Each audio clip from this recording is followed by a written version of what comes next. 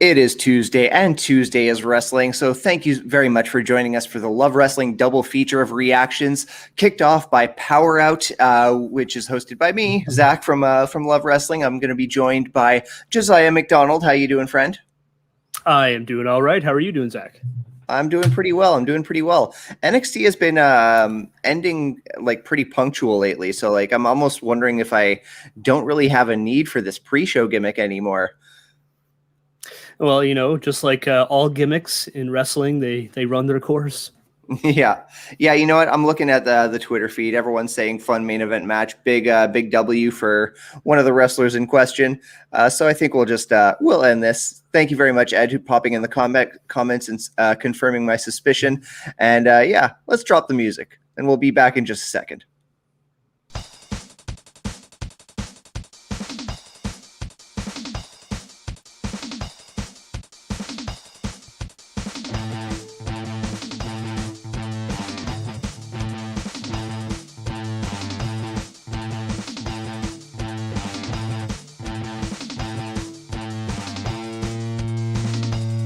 Ladies and gentlemen, power is over.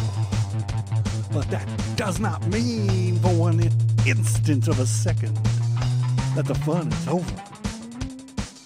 Without a doubt, you are here because the power is out. So stick around, because it's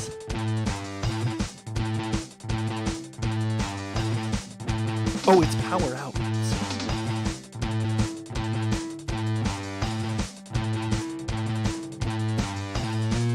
Yeah, it's PowerrrOut.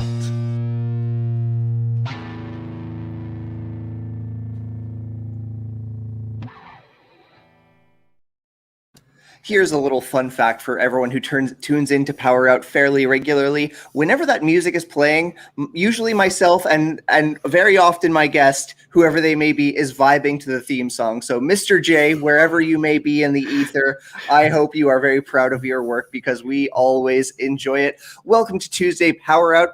Tuesday is wrestling, as we say. This is the Love Wrestling double feature kicked off by PowerrrOut, which will be followed immediately by NXT, hosted by Cody, Astrid, and Ed. Zach here from the Love Wrestling team, and of course my cat trying to sabotage things very early on in the process, so maybe he'll give me a break for the rest of the show. Joining me today, the fellow who covers the NWA beat at the Wrestling Observer, Josiah MacDonald. How are you, friend? I am doing all right, Zach. How are you doing? I'm doing very well. Thank you very much for joining me. Always great to have you. It's like you're almost like you've been on the show almost as much as I have at this point. Kind of a semi-regular guest at that point. Yeah, always great to have you, friend. Of course, whoever's joining us, thank you for joining us live. Thank you for catching the replay. Thank you for catching us on podcast. However you're enjoying PowerrrOut this evening or this morning, whatever time you may be enjoying the show, thank you all the same. And before we get into our in-depth reaction to tonight's NWA Power, we got a shout out. Ooh, I'm struggling with my words tonight. I do apologize for that.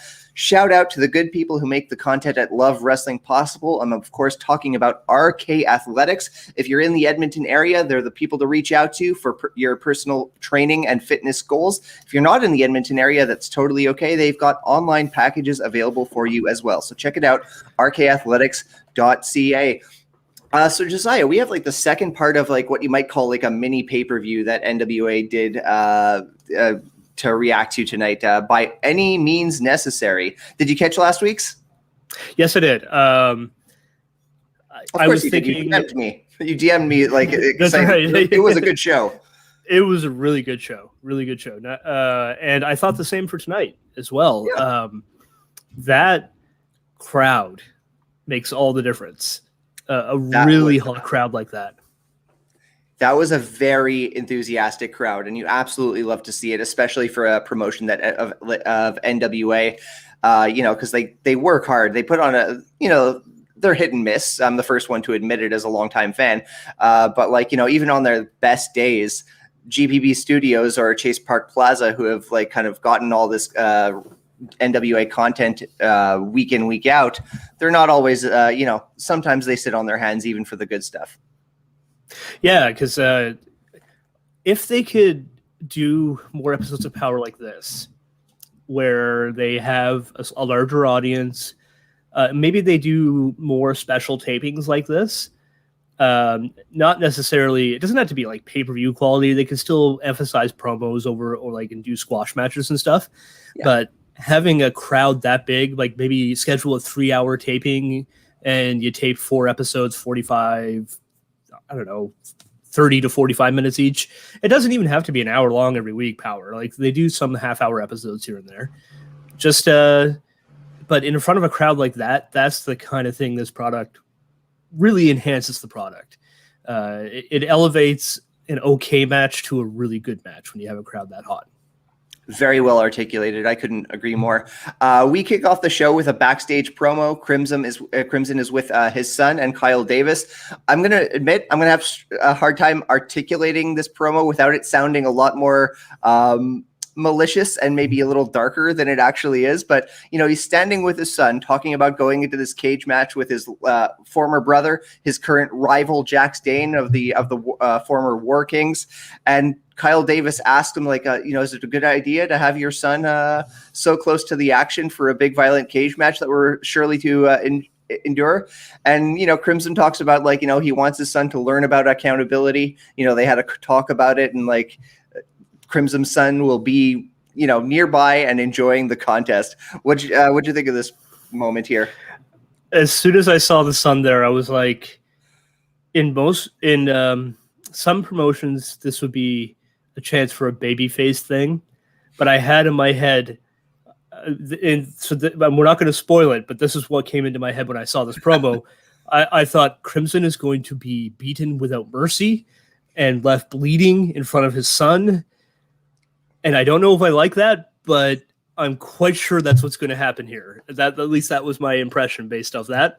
But I did like the promo. He told Kyle Davis why it was important that he was going to be fighting this, and why he wanted his son to see, because it wasn't just, I don't even really think in this case it was about winning or losing. It was like, this guy wronged me and I'm going to stand up for myself, and I want you to do that. And so I like that. I thought it was a good promo. I definitely had those same feelings of, like, what are we foreshadowing here? You know, like, are we going to experience, like, Bobby Lashley on his a never-ending rivalry with people's sons? But no, well, anyway, like you said, let's not spoil it. Let's wait for the action to unfold when we come to the steel cage main event. But the next segment, of course, takes place in the ring. Once again, Kyle Davis is back, and this time he's with Tim Storm.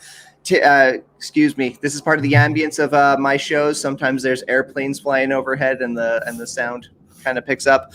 Apologies for that. But yes, Kyle Davis is in the ring with Tim Storm, getting his thoughts on his opponent, Jaden.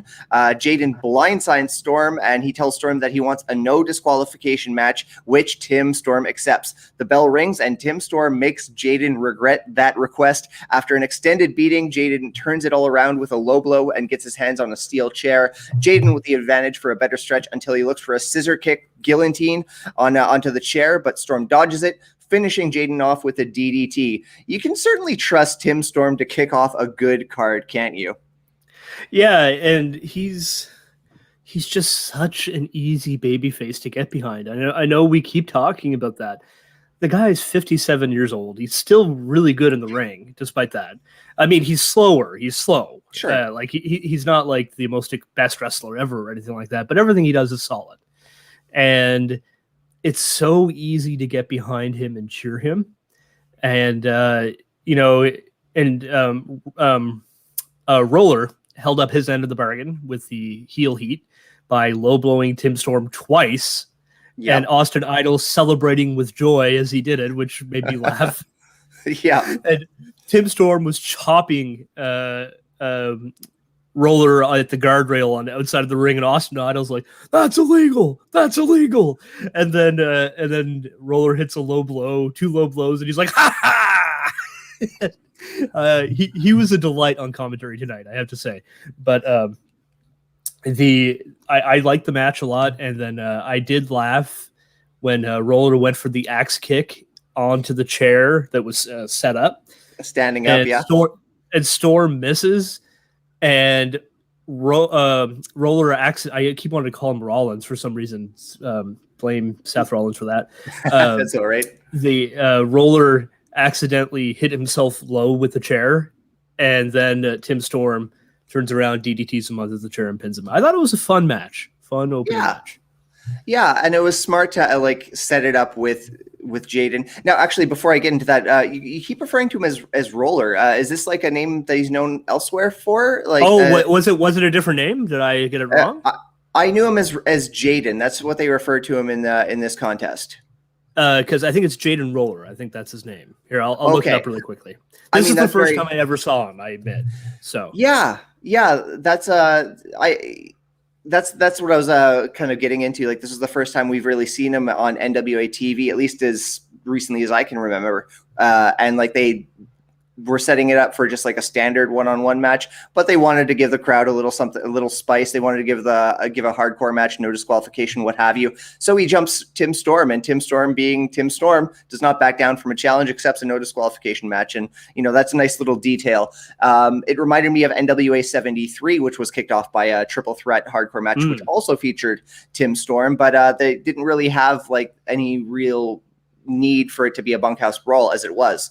Not that I minded, that was a great match, but you know, devil's in the details, you know, as they say. Ed brings up a point that I actually want to talk about later. Idol makes these shows harder to watch.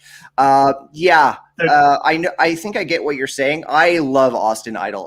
I have a lot of time for him, but him and Velvet are just not clicking. The problem. That's the problem. Should we get into this now, because I feel like this because it's really something that kind of it's something that was all over the show. My issue isn't with Velvet. Velvet Sky's not great, but if she's on her own, she's fine. Austin Idol is great when he's on his own with like Joe Galley, but when when those two are together, they just bicker and bicker and bicker. And if they just focused on calling the match, it would be great. And the problem is Velvet Sky is trying to get one up on Austin Idol all the time with something that she says, and she can't do it. Idol gets her every time. Every time. And it's like, you're not going to out-talk this guy. He's one of the greatest talkers in the history of the business. You're not going to be able to do it. So it's just, can you stop fighting with each other? And he's complicit too. He feeds right into it. Yeah. But when they focus on commentary, it's not bad. It's not bad.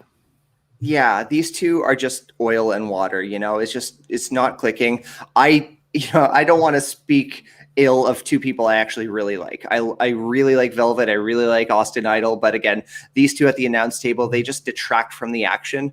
They're bickering like with very insidery terms, which, you know, I suppose there's a time and place for that, but like not in the middle of a match.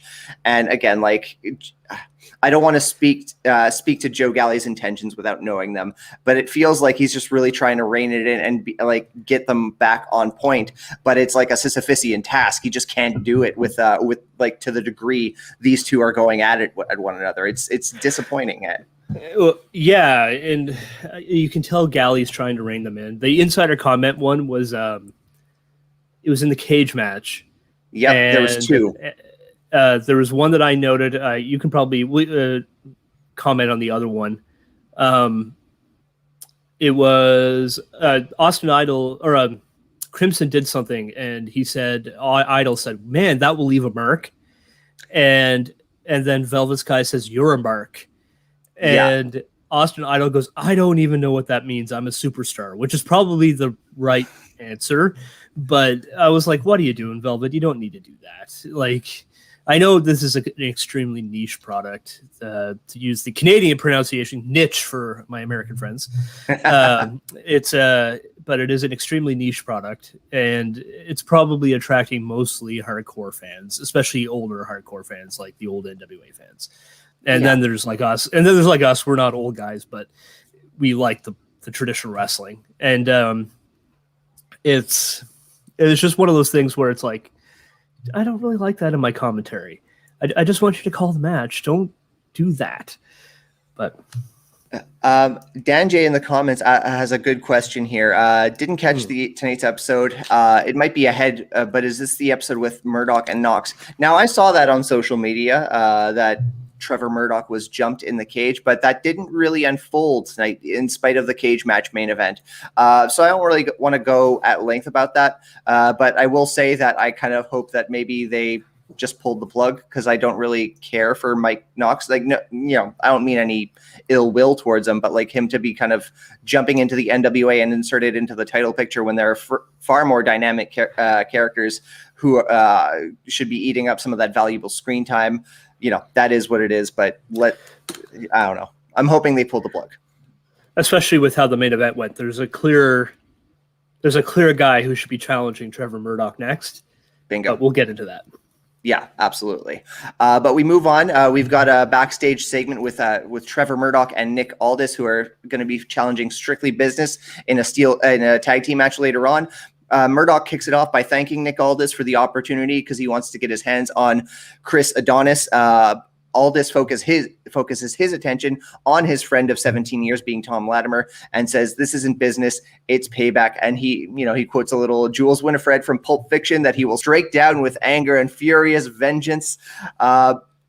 Man, I am so over Trevor Murdoch spending all of his screen time thanking Nick Aldis. This has been a repeat thing. Like, I get it. You do it after the show. You show some respect. Then they had that fantastic face-to-face segment a few weeks later. It's great stuff, but come on. We don't need to keep thanking the former champ. Just cut the promo. You have issues with Chris Adonis. Get there. Get there, man. And I think part of it is Murdoch wants to play like humble champion. Yeah, and that's fine, but at this point, it's still like Aldis is the star of the show when he does that, and don't get me wrong too. I did like this promo; it was still good. Yeah, but at this point, it's like you stand on equal ground with Nick Aldis. You're both great champions. Stand as friends. Longtime friends, trainees of Harley Race, stand together as equals and go out there and beat some bad guys up. That's what I want to see. And Aldis, on the other hand, made this promo all about the match, like when he was talking. And Aldis was a great babyface here. I really liked his babyface promo. And I like Murdoch as a talker too. So let's move away from that thanking stuff and move into Murdoch being a confident champion who knows, you know what? Maybe I'm not the best wrestler in the world, but man, I'm gonna fight you, and I'm not gonna give up. And it's kind of like the Eddie Kingston type thing. It's like, I may not be the best technical wrestler in the world, but I am going to fight you until I can. And that's all Murdoch needs to be. That's a great role for Murdoch, and I'd love to see more of it. Well, I see that we have a few eyes on us in the viewer count. I just want to remind everyone that this is a double feature stream. Immediately after our reaction to NWA Power tonight, Cody, Astrid, and Ed will be jumping in for NXT, reacting to, of course, to tonight's NXT programming. So stay tuned. You don't even have to leave this stream. And Dare Amazing jumping in. Yeah, Murdoch needs until Thanksgiving to give thanks. We're in Canada. We've already had our Thanksgiving. So if anything, Trevor Murdoch he's too late for Thanksgiving. No more thanks. It's done for the year.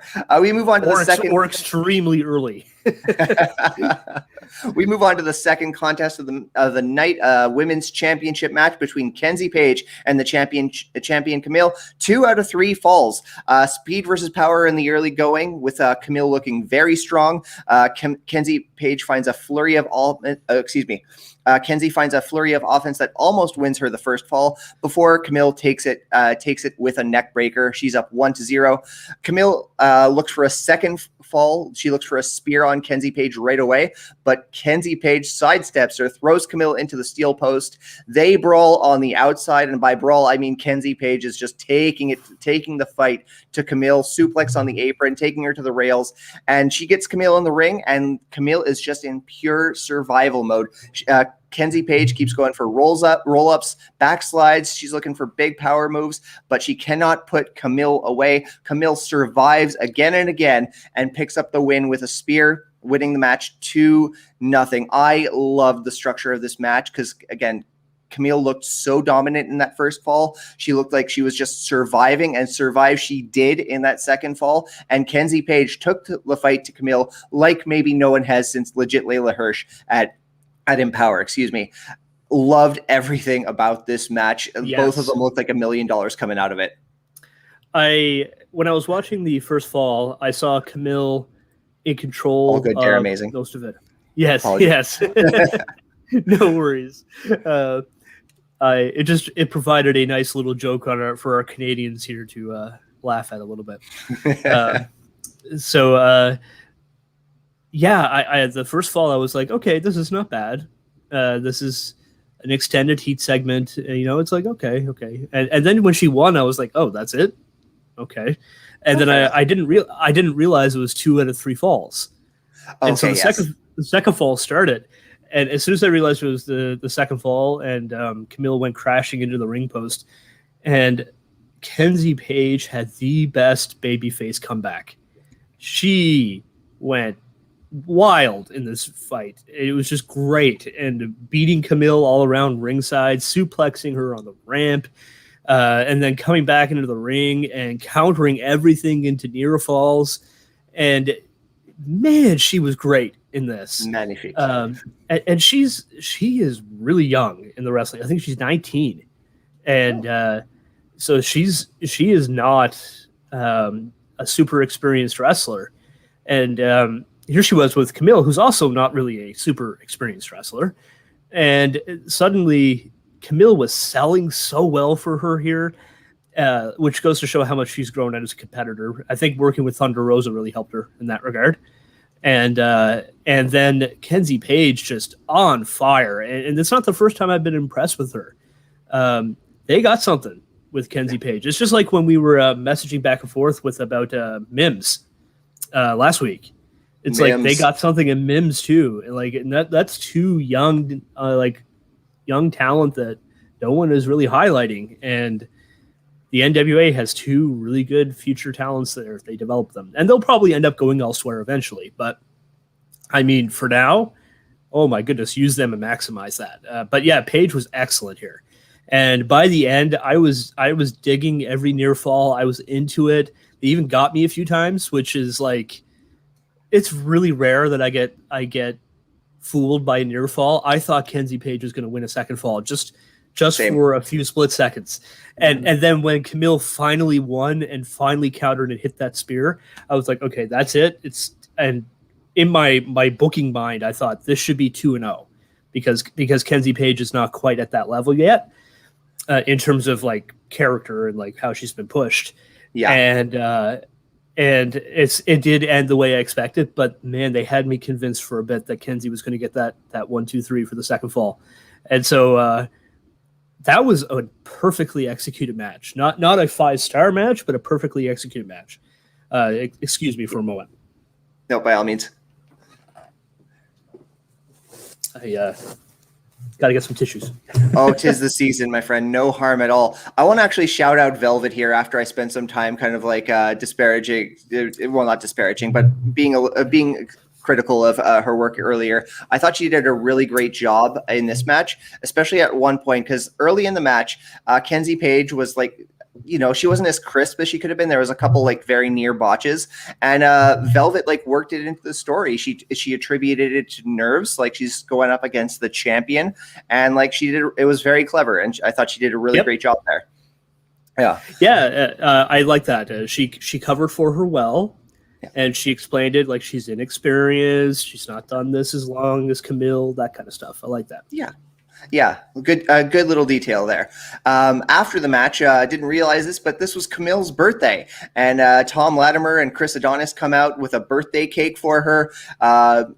Tom Latimer's playing with the crowd, trying to get them to sing happy birthday, but he's not happy with it. He gets Kyle Davis to start singing happy birthday, and it's terrible. And eventually Nick Aldis and Trevor Murdoch, their music hits one after another, and they come out to save the day and start the tag team match that has been hyped earlier on. Focus of this match is Aldis pursuing his friend of 17 years, now his bitter rival, Tom Latimer. When he's finally about to get his hands on Latimer, he is cut off by his former security guard, Camille, the insurance policy, I should say, which leads to her ejection and Adonis blindsiding Aldis. Aldis and Adonis. This always looks so jumbled in my notes. Aldis gets the hot tag to Murdoch, but the tables are soon turned on him, and he finds himself subject to the numbers game, setting up a second hot tag in this match for Murdoch to Aldis. Aldis survives for some time, set of spine busters and power bombs, and these guys are hitting each other with big move after big move. Adonis jumps off Brett's rope only to be caught in the Kingsman's cloverleaf. Camille comes back out, and she pulls Adonis to the rope for a break. Camille misses a spear on Aldis and hits Adonis, followed up by Trevor Murdoch hitting a flying bulldog on Adonis for the win. A little overbooked, but I had a fun time watching this match. What'd you think of this one? Excellent tag match. Definitely overbooked a little bit towards the end, but I noticed the 2 heat segments and 2 hot tags as well. Because like Murdoch gets the hot tag and then is like he hits 2 boos and then gets taken out and they get the heat on him. But Dare Amazing has a very good question here. This would have made it even more perfectly overbooked is if the cake got involved. And actually, Dare Amazing, please excuse me. That was probably just a misphrase on my part. I meant to say she was aiming to hit Adonis. No, excuse me. Oh, yes, she did turn on Aldis. Yes, she and the rest of Strictly Business turned on Nick Aldis a few weeks ago. So, excuse me, Josiah, please carry on. There was a note I had with the commentary at the very start of the match. Joe Galley noted it's been months since we've seen Latimer pile drive Aldis on the chair. Like 3 weeks at most. It's been about 3 weeks since we've seen it on TV.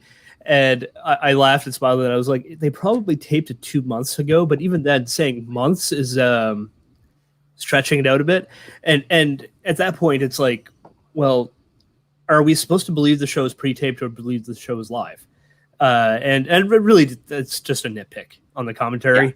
Yeah. I mean, functionally, it was 2 months ago, but even then, it's saying he was out for months. It's like, come on. But that said, that's a nitpick. This match was fun. This match was a lot of fun. And I have to admit, though, the Latimer in his promo before the match, he gets the crowd to start singing. They sing 2 or 3 words into it, and he goes, "Oh, you suck!" and he stops them. I laughed so hard, and then they just stopped. That popped me, and it was funny too because he was telling the crowd to sing "Happy Birthday," even though they very much already were and were pretty much done by the time Latimer got to the ring. There was a lot of fun to have in that segment, absolutely, which set up a pretty hot match itself. Yes, and you got 4 of the top guys in the NWA, so they are going to draw the biggest reaction, and I think I've said this before. None of these guys are the best wrestlers in the world, but they're good workers. They're still all good workers. The thing that oddly enough impressed me, there's 2 things that really impressed me. And I've seen Latimer do this to Murdoch before. It was the pop-up powerbomb on Murdoch. Murdoch gets high for that. Yeah. Because he's a big man, and obviously Latimer had to help lift him. But they worked together really well, and he got way up into the air for that pop-up powerbomb. And which means Latimer's very strong and Murdoch can jump. Yeah. And I was also very impressed with when Latimer did a monkey flip on Aldis, and Aldis just lands flat on his feet, and he brushes his shoulder off or whatever it was. He was like, "Yep, that's me." Yeah. And I was like, I've never seen Nick Aldis do that before. And I was like, I didn't even know he was capable of doing that. So that looked good too. Nick Aldis is really entertaining me as a baby face. His heel run, he did just about everything he could do with a lengthy reign that, even when he was a face, it felt like he was kind of walking the line, so to speak. Now that he's in full baby face mode, I think I got time for this. Now kind of cycling back to the promo that they had earlier on, where Murdoch is thanking Aldis for the opportunity to get his hands on Chris Adonis or whatever. Followed up by this match, which we talked about, like very strange 2 heat segments and 2 hot tags with Nick Aldis getting the second hot tag. That's a little bizarre to me. It feels like there's, I don't want to cast aspersions, but we know that Nick Aldis is is one of the lead creatives at NWA. Feels like he's still putting the weight of the company on his shoulders to a degree. Yeah, I mean, Pat Kenny's the booker with Billy Corgan, and I assume Aldis has a lot of say. I know his name pops up in the credits, like near like EP and like higher up on television programming, content. Yeah, he's the guy who took over when David Lagana was outed due to speaking out and stuff like that. And rightfully so, by the way. Very much so, yeah. I think the first tapings they did, Kenny wasn't there, and then Kenny joined. And I think he was responsible for breaking from the Champion Series onward. That said, it felt like Aldis was the star of this match. But with that said, they did make a point of having Murdoch beat Adonis and making that the key point of the match, including Aldis giving that to him. So I can't say they weren't trying to highlight Trevor Murdoch, but I do think we need to separate him from Aldis sooner rather than later and let him be his own man. And maybe Aldis can help him out with tag team matches here and there for a bit. But if we're going to get a long Trevor Murdoch run as champ, which we should, we need to get into those feuds with other people, which is actually probably a good lead into the main event. Yes, absolutely. And it was a pretty good main event, too. We finally get the blow-off match between the War Kings. And before we jump on that, comment from our good friend, the Wordsmith, or are they in the quantum realm? Fair question. Feels like that could be the case anytime, Chris Adonis comes out wearing his He-Man garb. But yes, Jax Dane versus Crimson. The War Kings explode. We got the steel cage match. Before the match even begins, Jax Dane is waiting at the curtain for an ambush, but Crimson comes out through the crowd to turn it around on him. Match begins with a brawl on the outside. Dane loads the cage with a steel cage before the match officially starts. Very physical contest with Crimson getting busted open and being left vulnerable very early on. Crimson's able to turn it around a couple times, especially with a big power bomb off of the second rope. From the 10 punch, not that Crimson was on the second rope. Details, excuse me. Crimson was able to turn it around. The match remains very physical, back and forth with making use of the cage. Crimson blocks a spear with a steel cage, with a steel chair, which was a very nice spot. Crimson has the chance to finish the match off with the DVD, but as he's going for the chair, Jax Dane produces some white powder, which he throws into the eyes. Classic heel move right there. And then procures some rubbing alcohol, which we don't really know where it came from. Throws it in the eyes and the open wound on Jax Dane's forehead, finishing off Crimson with a lariat. Very good physical fight. What did you think of this one? Really liked the match. There was a funny point in commentary, which I'll point out in a second, that made me laugh, and it reminded me of one even before that too. Sure. During the Camille match, that it was a quote that it just made me chuckle, and it was an example of why I like Austin Idol on commentary. I thought the match was very good. I liked that Crimson outsmarted Jax Dane. We saw Jax Dane do this before at the St. Louis shows. And, he was like, I know he's going to be waiting at the entrance for me, so I'm going to come through the crowd and start beating on him. And, of course, because when you book wrestling right, the heels are idiots and the baby faces are smart. Yeah. And we can criticize another promotion, WWE, where the baby faces are always idiots and the heels are always outsmarting them to get heat. But you watch the show and you watch AEW or New Japan or any of those other promotions, heels do get heat sometimes, but the majority of the time, the heels are really dumb, but they think they're smart. And the baby faces outsmart them every time. And that's good pro wrestling booking. And so I like that. I liked the brawl. I made a pun in my review for it for the Wrestling Observer when I said Crimson had a crimson mask, and yes, and I thought I liked the structure of the match. Jack Stane did every heel trick in the book in this match. He had the gimmicked. It was this T-shirt he had wrapped in his hands, but he made it look like it was like brass knuckles or something like that. And then he hid it from the ref, even though they're in a cage match, because it's no DQ. But because he's the heel, he's an idiot, right? So I need to keep it from the ref. And then he busts him open. He throws powder in his face. Then he pulls out rubbing alcohol, and it's like, could he have pulled out any more to like? I don't know what you could do for all the heel tricks in the book, but it made it abundantly clear that there was no way Jack Stane's winning this match without cheating. Right. And even though it was a no DQ match and none of it was technically cheating. But I like that because it didn't make Crimson look like a fool for losing. And he kept coming back until the very end. He just kept coming back.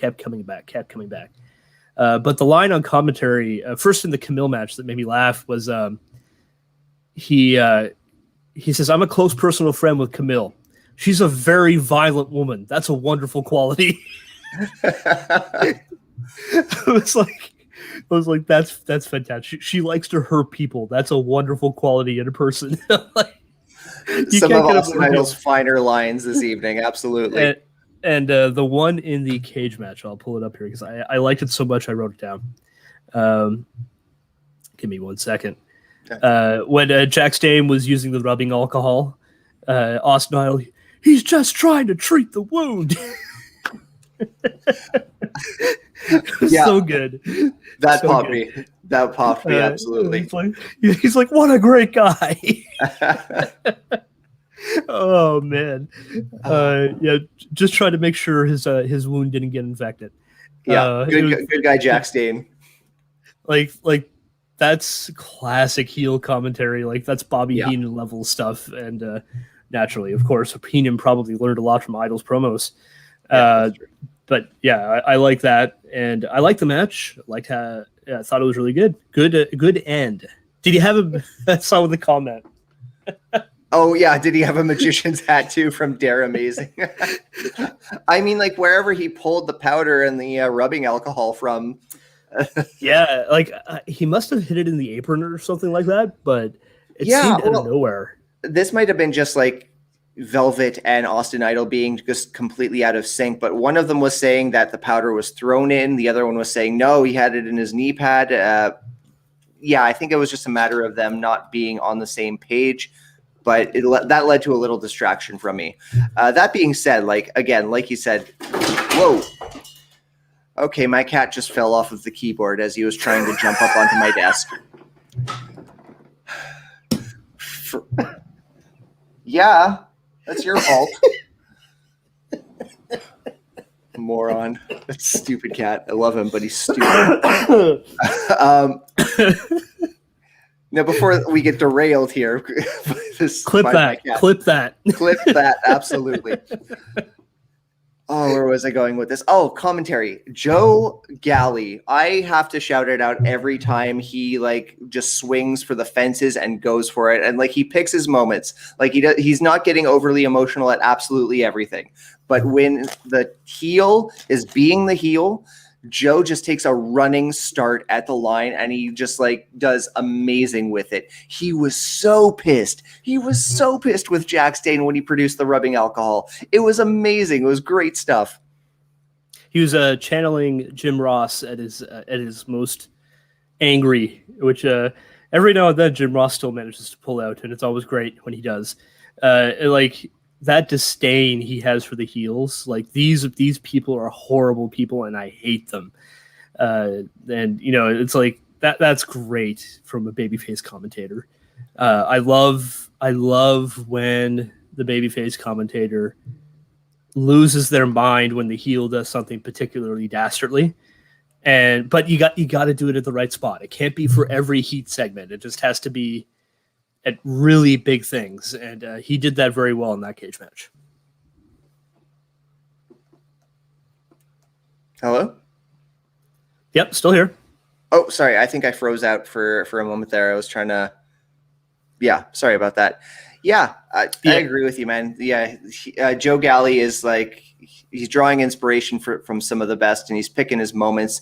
And yeah, it's commentary magic. He's one of the best and probably unsung heroes of the whole commentary game in the wrestling industry right now. And I'd love to see him get his flowers, so to speak.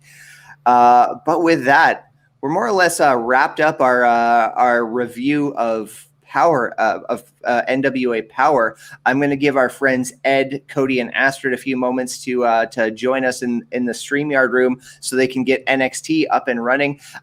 Big shout out to Dare Amazing, to Wordsmith, to Dan J for popping in and bringing your questions to our show. Much appreciated. And if you ever want to jump into NWA and you have some thoughts, please share those as well. We love discussing with you.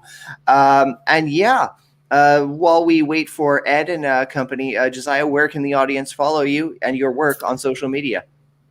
So you can follow me at WR_Central. It's right there.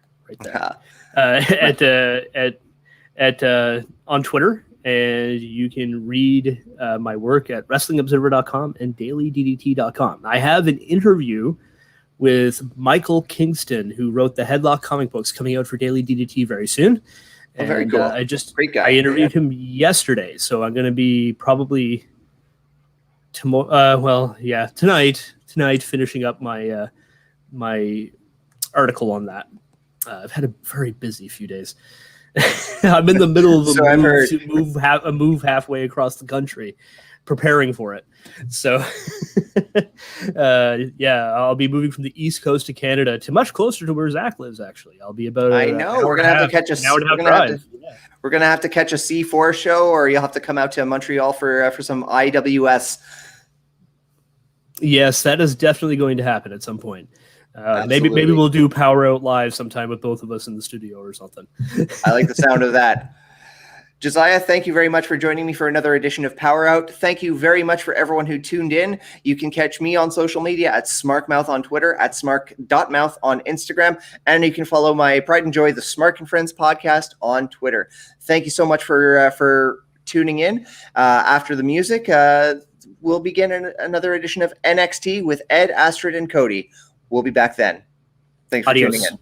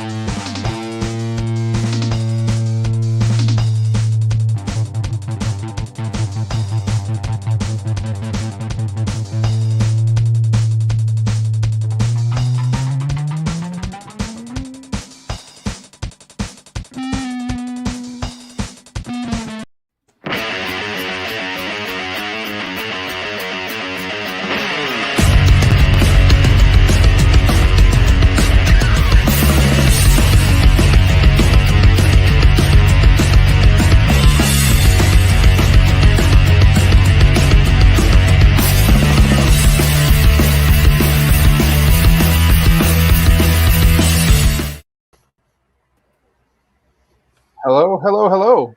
Thank you for joining After PowerrrOut. Welcome to the NXT show. I'm Cody, joined with the natural Astrid and the amazing Ed. We're here to talk some NXT 2.0 with you tonight. How's it going tonight, guys? Going well. Yeah, so far so good. What do we think of the show? It was a pretty packed show, pretty interesting show, considering a couple names were notably absent. It started out a little rough, but they devoted a lot of time to the female talent to begin the show, and we'll touch on that as we go. But they really devoted a bunch of time to their female talent to begin, and everything really kind of clicked again, that anything can happen, everybody interacts with everybody else, really continued this week. It did, even to the point that it made me almost question what's going on before they had that obligatory crossover. That it was at least one segment where it's like, wait, why are we going back to this? And then somebody's music hit, and oh wait, okay, I get it now. Lots to jump into, lots to go over. Like we said, there was a lot of dedication to the women on tonight's show, a lot of story progression in a lot of different places.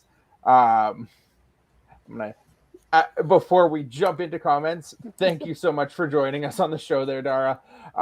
Showing off more women, unlike AEW, Dynamite specifically.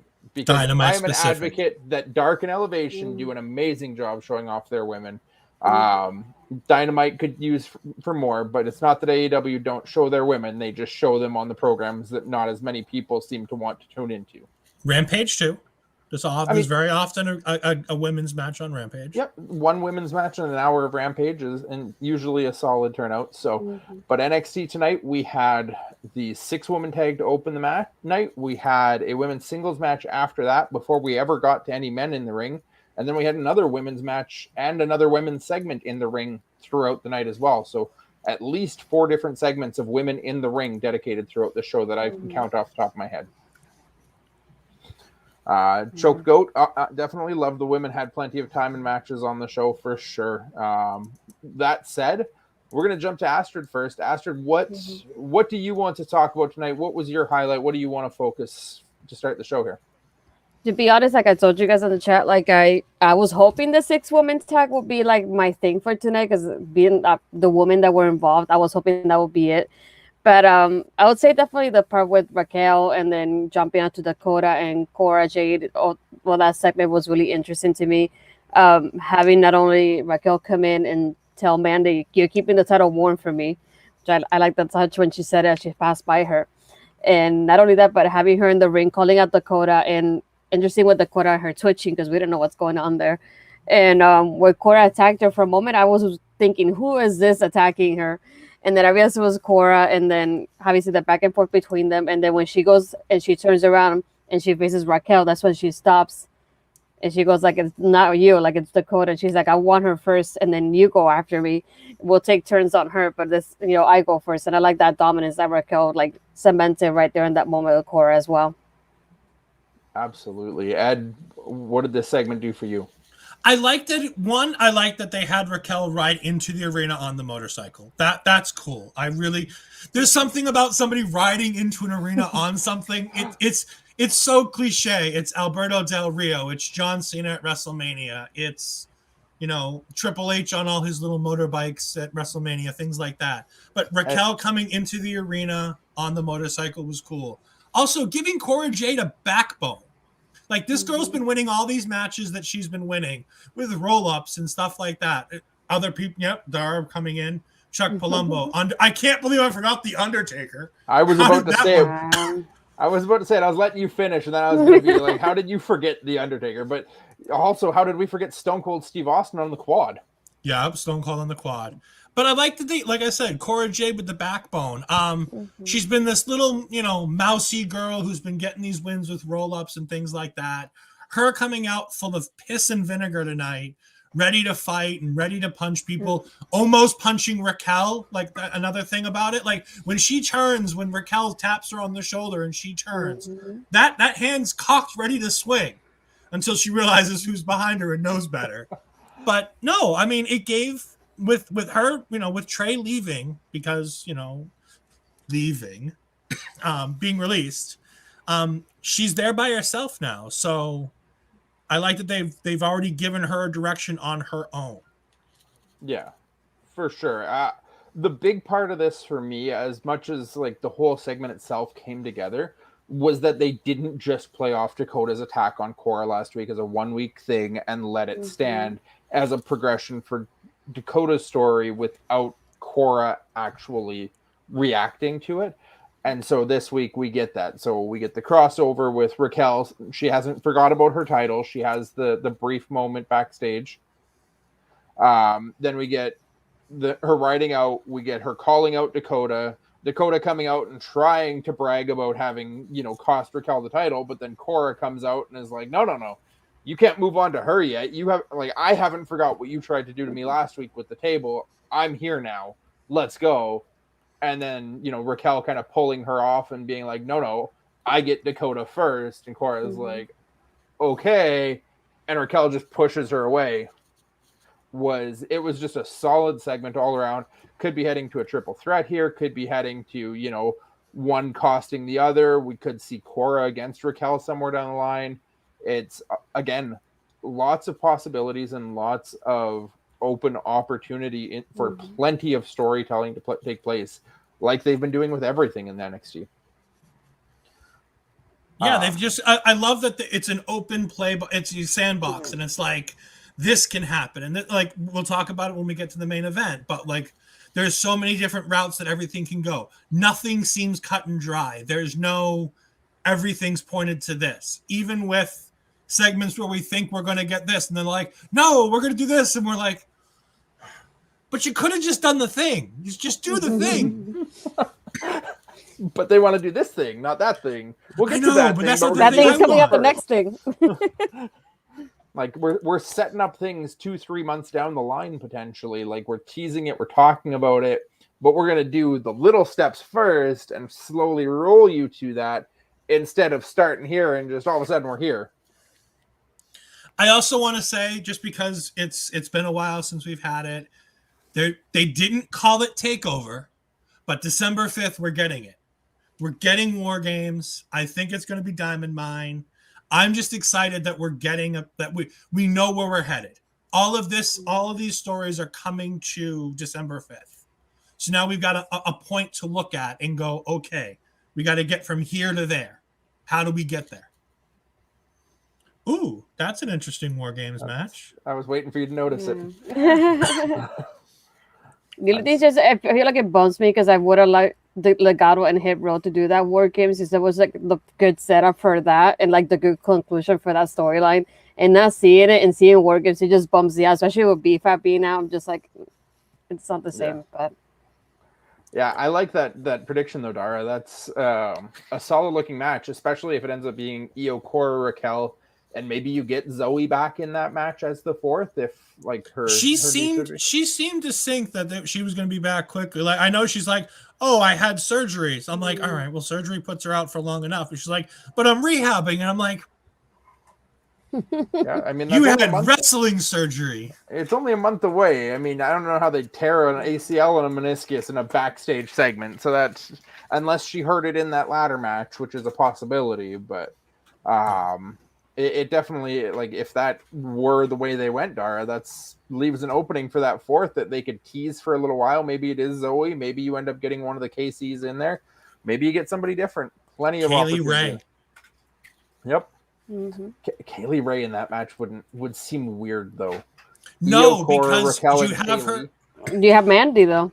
I was going to say you have Mandy cutting the promo, telling her to get in line. That promo that her walking by didn't scare her. It seems weird to put her with faces, but if you put it in the fact that she's chasing Mandy and she doesn't care who she has to work with to get her hands on Mandy. Yeah, maybe. Maybe. And then if we do like we've done the last couple of years, we get a guys match and a girls match. That's your females. And then the men's could be Diamond Mine against like Jacket Time and Odyssey or something like that. Maybe add a fourth in there and let Hachiman actually get some action in, or put Ivy Nile in and have it 3 guys and a girl, or add another trio and have a 3 trios match like they did the first year with War Games. So plenty of opportunity. It'll be interesting to see how they line that up now, announcing that we're going to have a War Games pay-per-view without actually having any stories lined up for a War Games match. It always seems better when you get Regal coming out and announcing it as War Games when the story progresses to that point, as opposed to calling the pay-per-view that you know it's coming. But I missed that part. It's in a weird with Undisputed Era as well. It's the first time without them in War Games too. Yeah. So. Yeah, I definitely would have preferred if they took a year off and let us kind of fester in the anticipation for it after it's been Adam Cole and Undisputed's match for all of these years that it's been back. Give us a break from it and bring it back for next year to kind of refresh it once we've had time to get over the loss of Adam Cole. I would have loved for this to have been Arrival 2.0. I know it's corny, but the first NXT, the network special, was Arrival.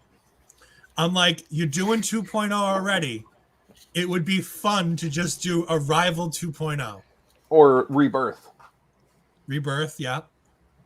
Something like that. Something playing off the fact that it's the first pay-per-view, Peacock exclusive, network special, whatever we want to call it. God, I'm going to hate that this is... You had to remind me that I'm going to have to watch this crap on Peacock, didn't you? Oh, yeah. I was so happy. I'm like, okay, USA, it's happy. I can just watch it. Well, it's like, I'm either going to have to renew my network subscription or I'm going to have to find some other way to watch it. So I'm sure somebody in the group has a network that you can use. Can you just stream your Peacock for me, Ed? I tried to do that with something else and it did not work very well. So I tried to do it with my my Comcast for Zach to watch the first episode of Rampage and did not go over well. Anyhow, moving on, since we love to get sidetracked here on NXT, I'm going to jump to mine because I know what you want to talk about, Ed. So I'm going to let you go last of us on the focuses here. My highlight of the night was the Duke Hudson Cameron Grimes stuff. So we got a little bit of a play of like the replay from last week of Cameron Grimes upsetting Duke Hudson in the poker room, basically taking him to school and taking him for all his money. And then this week we get Cameron comes out and has a quick match with Ru Feng. Oh, excuse me. Relatively fast squash match. Ru gets a couple moves in. If anything, I felt like Ru Feng ended up being the one more distracted by Duke Hudson's arrival than Cameron did because Duke decides to walk out on the entrance ramp as Ru Feng has Cameron Grimes in an abdominal stretch, of all things. And Cameron manages to turn that around, get some offense in, and then finish Ru with the cave-in. Duke grabs a mic, hops in the ring with Cameron, starts calling him out about last week in the poker room and showing him up at his own game and questioning if it was beginner's luck or did Grimes play him. But in the process, he manages to, I think, call Cameron Grimes about 4 or 5 different insulting names. And so Grimes comes back on the mic, basically calling him out, like, what's with the name calling, dude? Like, get over it. It was just a game. And then eventually comes around and acknowledges, you know, I could be a fool and some people take me for a fool, but I just played you. And Duke takes offense to this. Duke gets frustrated and challenges Cameron to a poker showdown on next week's NXT show. This segment as a whole between Duke Hudson and Cameron Grimes, the reason I wanted to highlight and focus on this and why it was my kind of top moment of the night was because both of these men did a very solid job holding their own in a live promo segment in the ring. They're talking, their points, their hits. Even Duke getting what chants from the crowd in his cadence. He rolled with it really well. I think he almost did the cadence on purpose because the what chants actually fit the segment and fit him as a character really well. But he played through it. He kind of stopped and looked at them for a minute, almost like they were getting to him, and then he just kept going and just ignored through them. And then Cameron Grimes as well, just his cadence and talking, that he didn't get the chance, that he actually got to say what he had to say. It was a highlight for both of them of how solid they are as talkers in the ring. I know we talked about it a little bit before going on stream here, that a poker showdown in the ring is something that maybe we weren't necessarily looking for, something we didn't ask for, something we didn't want. But after how much we talked about how much we enjoyed the actual poker segments in the pre-recorded stuff last week, how amazing this talking segment was between them tonight. I know we're heading to a wrestling match between them somewhere down the line. I am willing to give them a wait and see, let it play out, as the cliche would go, on this poker showdown next week, because I feel like if anyone can do a cheesy segment in ring like a poker showdown and succeed at it, it will be these two men. Who do you guys? Astrid, we'll go to you next. I think my favorite line was that part when Cameron goes, I may like to play dumb sometimes, but last week I played you. That was like definitely like my magic moment in that promo. and I feel like I saw him like in a different light, even though he's still like showing his comedy a little bit. But it made me see him differently, and I feel like for me, seeing Cameron from the beginning, I didn't like him at first, and little by little he's growing on me. And this is one of those promos that made me like him even more, because I like how he addressed everything. And it's like, you may call me this, you may call me that, I may be this, I may be hairy and smelly, but I'm the one that played you last week though. And I really like how the delivery was perfect. I really enjoyed it. Yeah, I mean, I was going to say, Duke Hudson showed me a lot in this one. I was more impressed with Duke Hudson than I was. I mean, because we all know Grimes can go on the mic. We all know Grimes is a pro from his time in Impact, from his time on the Indies. The dude's a pro and he's a star and he's going to be just fine. Duke Hudson getting that what chant and giving that one time where he's just like, all right, you're going to what me? All right, cool. And he just goes back to it and he stayed with it. It didn't fluster him. He gave it a moment and then went with it really, really nicely. Cameron Grimes' response to all that, though, the first response was fantastic. So Duke does that huge, long opening monologue style promo. And the first word out of Cameron Grimes' mouth is he looks at him and he goes, what? Oh, had me laughing from the first word. Because the crowd's chanting what, and then Cameron just digs the nail in a little bit more. It's like, what? And then goes through it. Like I said, I was the first one to point out I wasn't thrilled with the idea that we were heading, because I was like, we're going to be in the ring, and it's going to be me and you. And I'm like, yes, wrestling match. Woohoo! And he's like, poker showdown. And I'm like, oh, poker. I'm cool with it. These, like Cody says, they're going to make it work. It's going to be fine. They've hit home runs so far in 2.0 every time they go out there. That being said, I was just geared up for the match. Like I said in the pre-show chat, normally you have to ask for people to sell you on the match. It just needed a little more of this or a little more of that. I was sold on the match. The promo segment was so good, it sold me the match. I'm like, just give me the match. I don't need the extra little crap in between. I just want the match now. But it'll sell just a little bit more. Agreed. And it'll be fine. Like, these two are going to pull it off. Somehow, some way, they're going to pull off a live poker segment. For the first time on live television since DX had strip poker on Christmas when I was in attendance in Lowell, Massachusetts. Holy moly.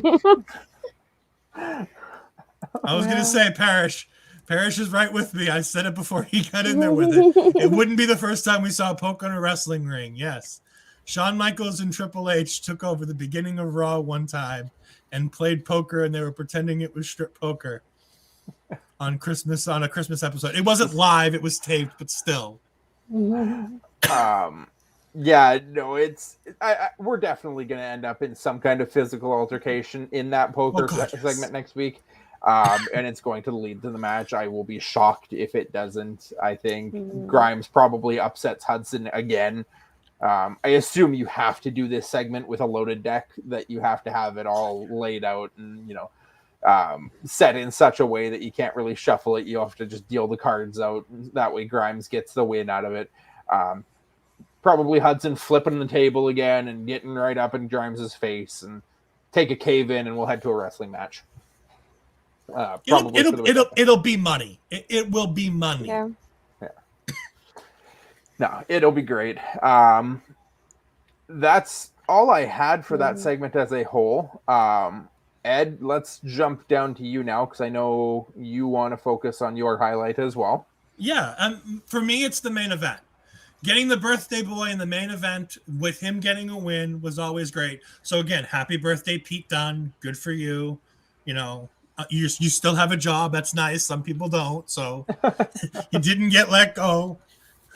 I mean, there's so many people getting let go for a variety of reasons. And Pete hadn't had a lot to do. So when I started hearing releases, I started getting a little worried, because his contract's coming up at the end soon, and you never know.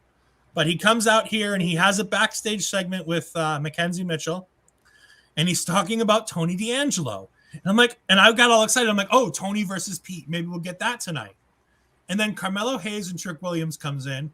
And Trick Williams, I honestly can't tell you what he said. He spoke it so quickly, I couldn't even realize that he was talking before he was done. but he's fantastic. And then we get Carmelo Hayes basically reiterating it that when Carmelo shoots, he don't miss. And Pete Dunne needs to face the A champion. And I'm like, all right, Carmelo Hayes versus Pete Dunne. That'll be great. And then they announced it for the main event. And it was just that. They got 10-ish minutes.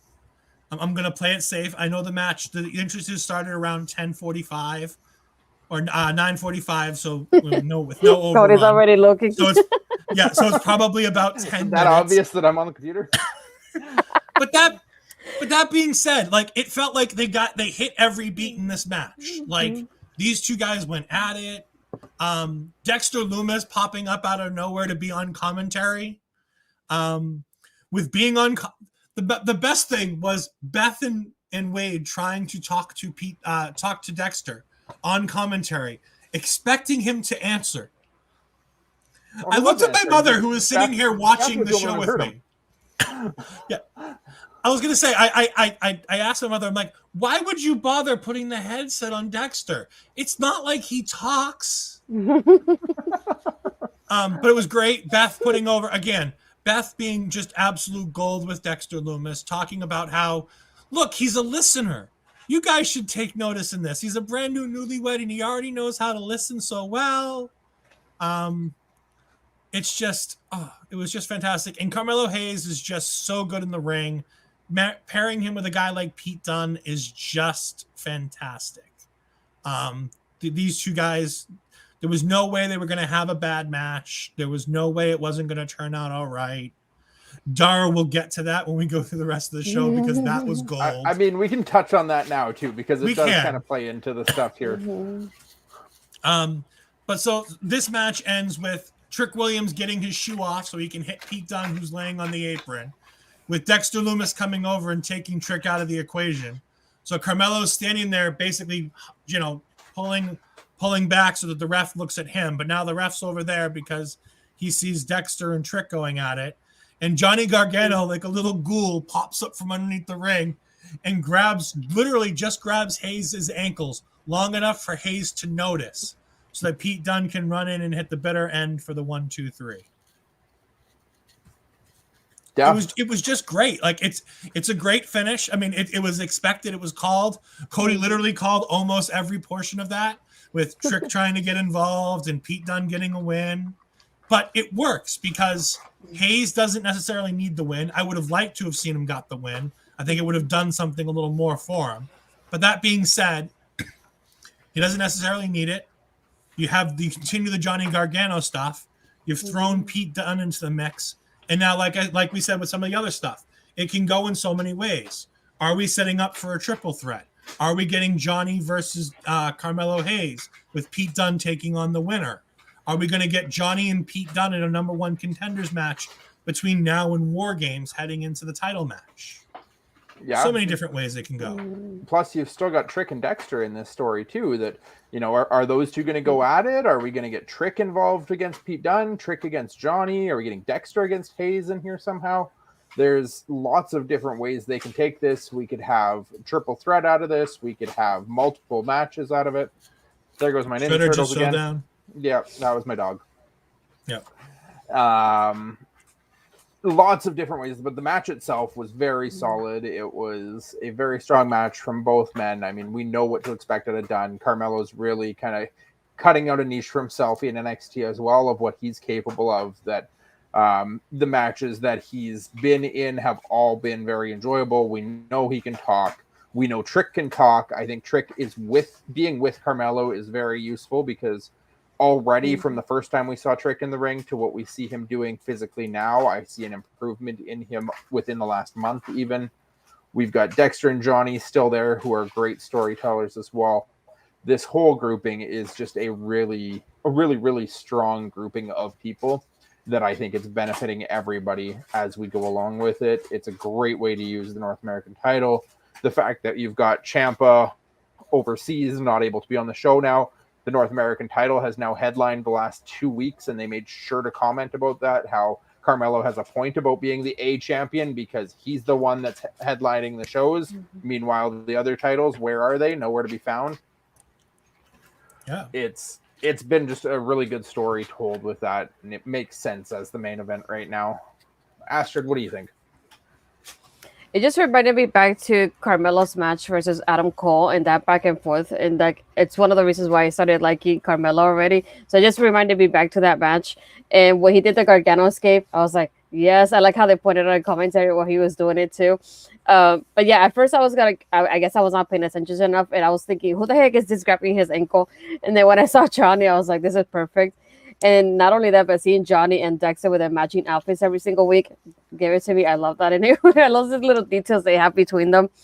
Just like when I heard the crowd, also like the reaction of the crowd, it made me think like this is like really good. I'm glad this was the main event all along. But yeah, just reminded me how good Carmelo is. No, it's not two thumbs, Astrid. It's just the one, and a stoic expression on your face. I can't do that. No, Johnny does the shit-eating grin. I can do that one.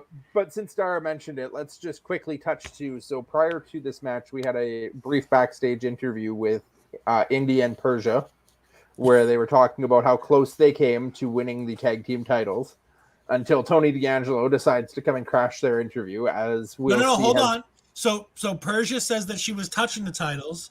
And then Indy, this will go on to a greater conversation we're going to have about NXT 2.0 and them needing to throw some cold water on everybody. But Indy talks about how she was touching the titles too, just like she was touching her sexy husband. And then Persia has to cut her off, and then Tony comes in. Okay, I'll give it to you. If the Indy is just the Indy stuff is pivotal. But Tony comes in and starts talking about how her husband Dexter has been ducking him for the last couple weeks and doesn't want anything to do with him. But next week, the two of them are going to have a match. And then he pulls out, I forget who he had off screen there that he asked to hand him the package. But he takes a package that is a dead fish that he hands to Indy and tells her to pass it along to Dexter, that he'll know what it means. That is a match that is going to be a really fun match. I don't know who I want to win that match. I think Tony, because Tony's still kind of just setting up and needs a big win like that. But Dexter, I don't know that you want Dexter taking a loss either, but it's possible Dexter takes the loss with interference from Trick and Carmelo now. So there's lots that could happen here. You could end up with maybe Trick and Carmelo get bought out or paid off by Tony to get them involved in that match. It's a lot of different angles we can play out with that. But the dead fish to the wife of the man you're going to murder next week is just such a fun mafia like gag.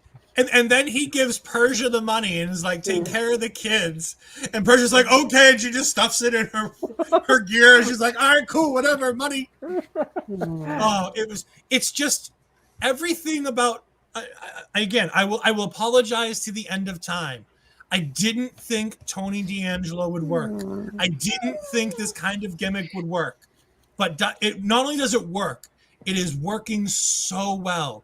He is so entertaining. I don't know if he'll ever play off on the main roster. I don't know if it could play to a main roster crowd. But that being said, this guy is doing the knockoff Godfather version of Roman Reigns' mafia boss so well. Like, it's two different versions of the same gimmick. Like, Tony's doing a legit mobster, and, Roman Reigns is being the mafia. And they feel so different, but they're both so impressive in the ways that they work.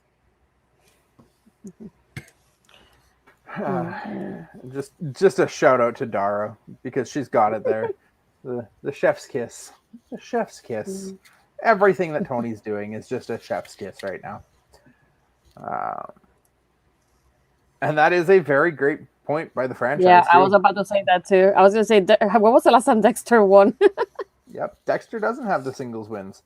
And we've seen a couple of them with the 2.0 stars too that aren't really racking up wins, but they're still pure entertainment on TV. It's a lot of them were not necessarily focusing on their win-loss. And this isn't AEW. We're not, win-loss records don't matter as much in anything WWE. But when they play it like this and they play the characters that you're enjoying what they're doing, whether they win or lose, it doesn't matter if they're winning or losing. Because when they're ready to put them on a title run and give them that push, they're going to start racking up wins and push them to the moon if they want to.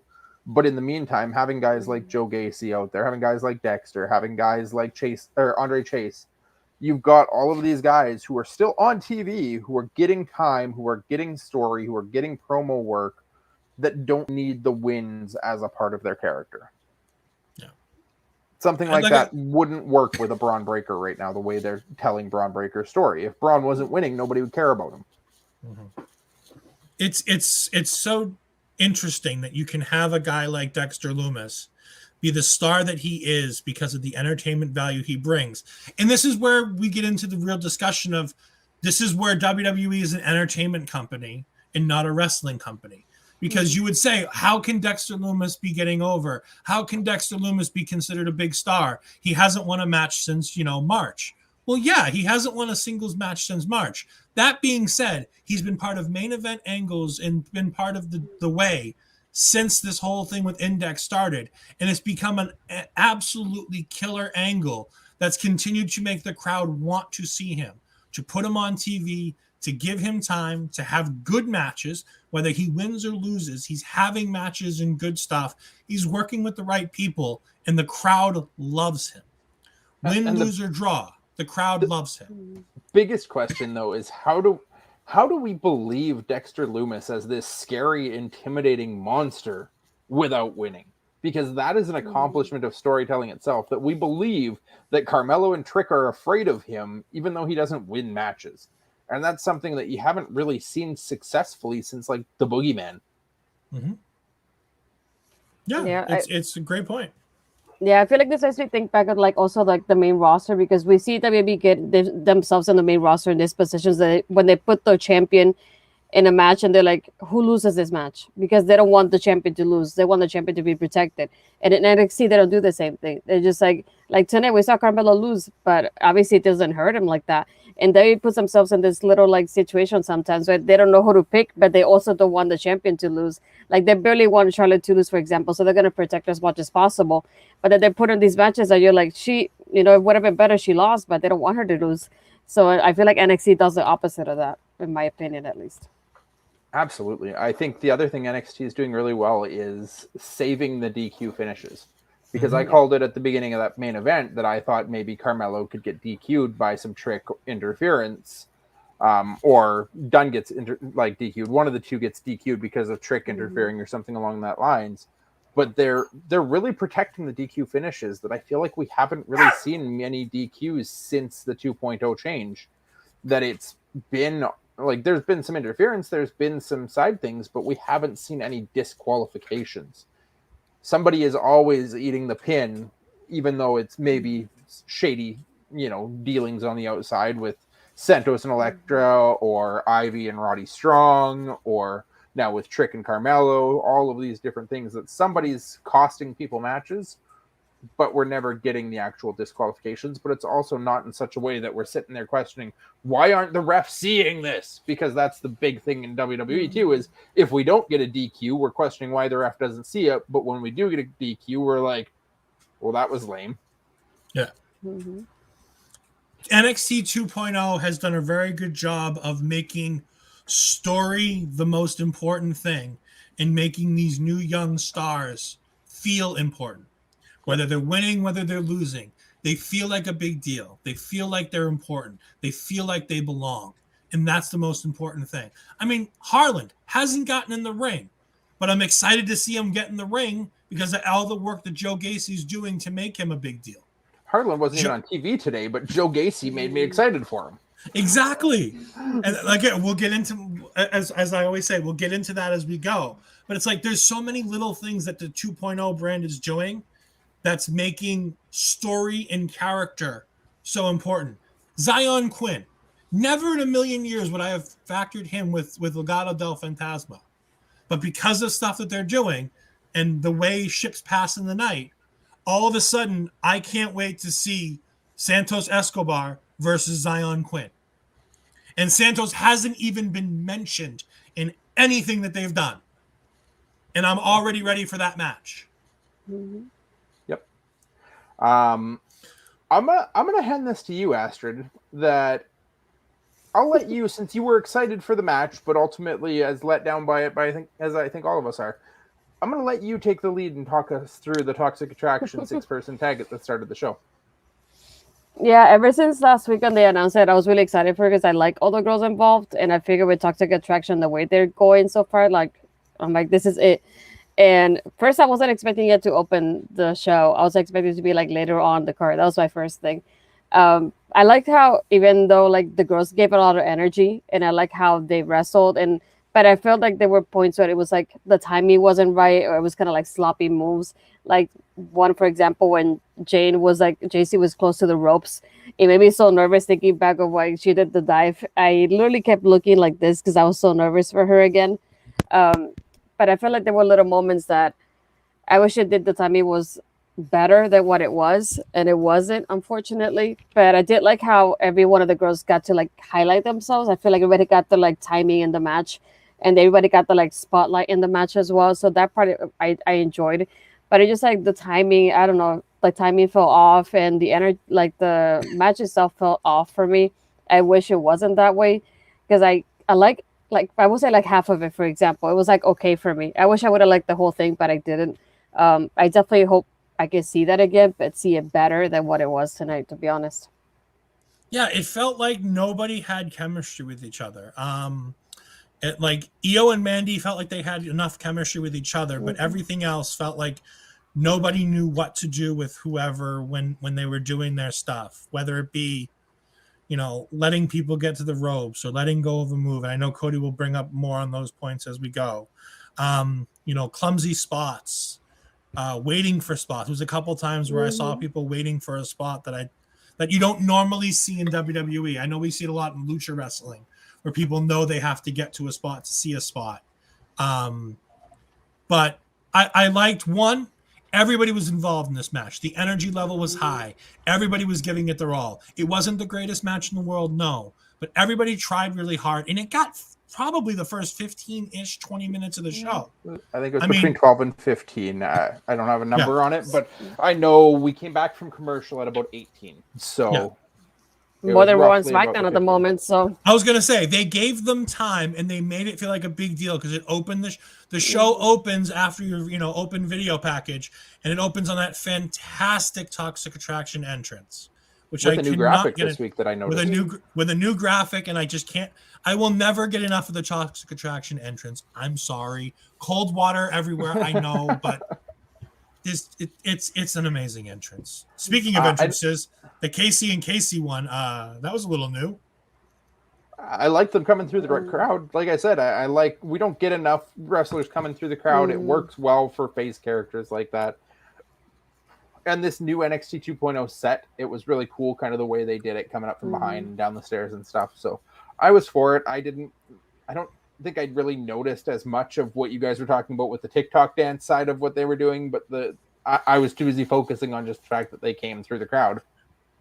Yeah, I kept thinking back because I saw that I think I linked it to you guys, the video of them like inviting Io to go out with them, and they were like, "Oh, we're dancing, we're gonna go out," and I was like, "This is so cringy," and I feel like they're trying to like embrace them as like the TikTok dancers of like NXT, and I'm just like, just let them wrestle. They don't have to dance. And some of the like dances in TikTok, I'm just like, and I don't want to see that on TV.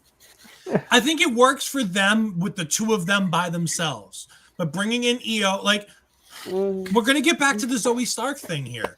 Bringing, like, Io Shirai is not the kind of person who needs to associate with people who are doing TikTok dances. I'm sorry. She's a serious competitor. She's serious. Now, granted, I know that this sometimes works. I mean, we just talked about Dexter Lumis and Johnny Gargano and everything that goes on with the way, and how serious of a wrestler Johnny Gargano is, and how comedy's working for him. It doesn't work with Io Shirai. Maybe it's language barrier. I don't know.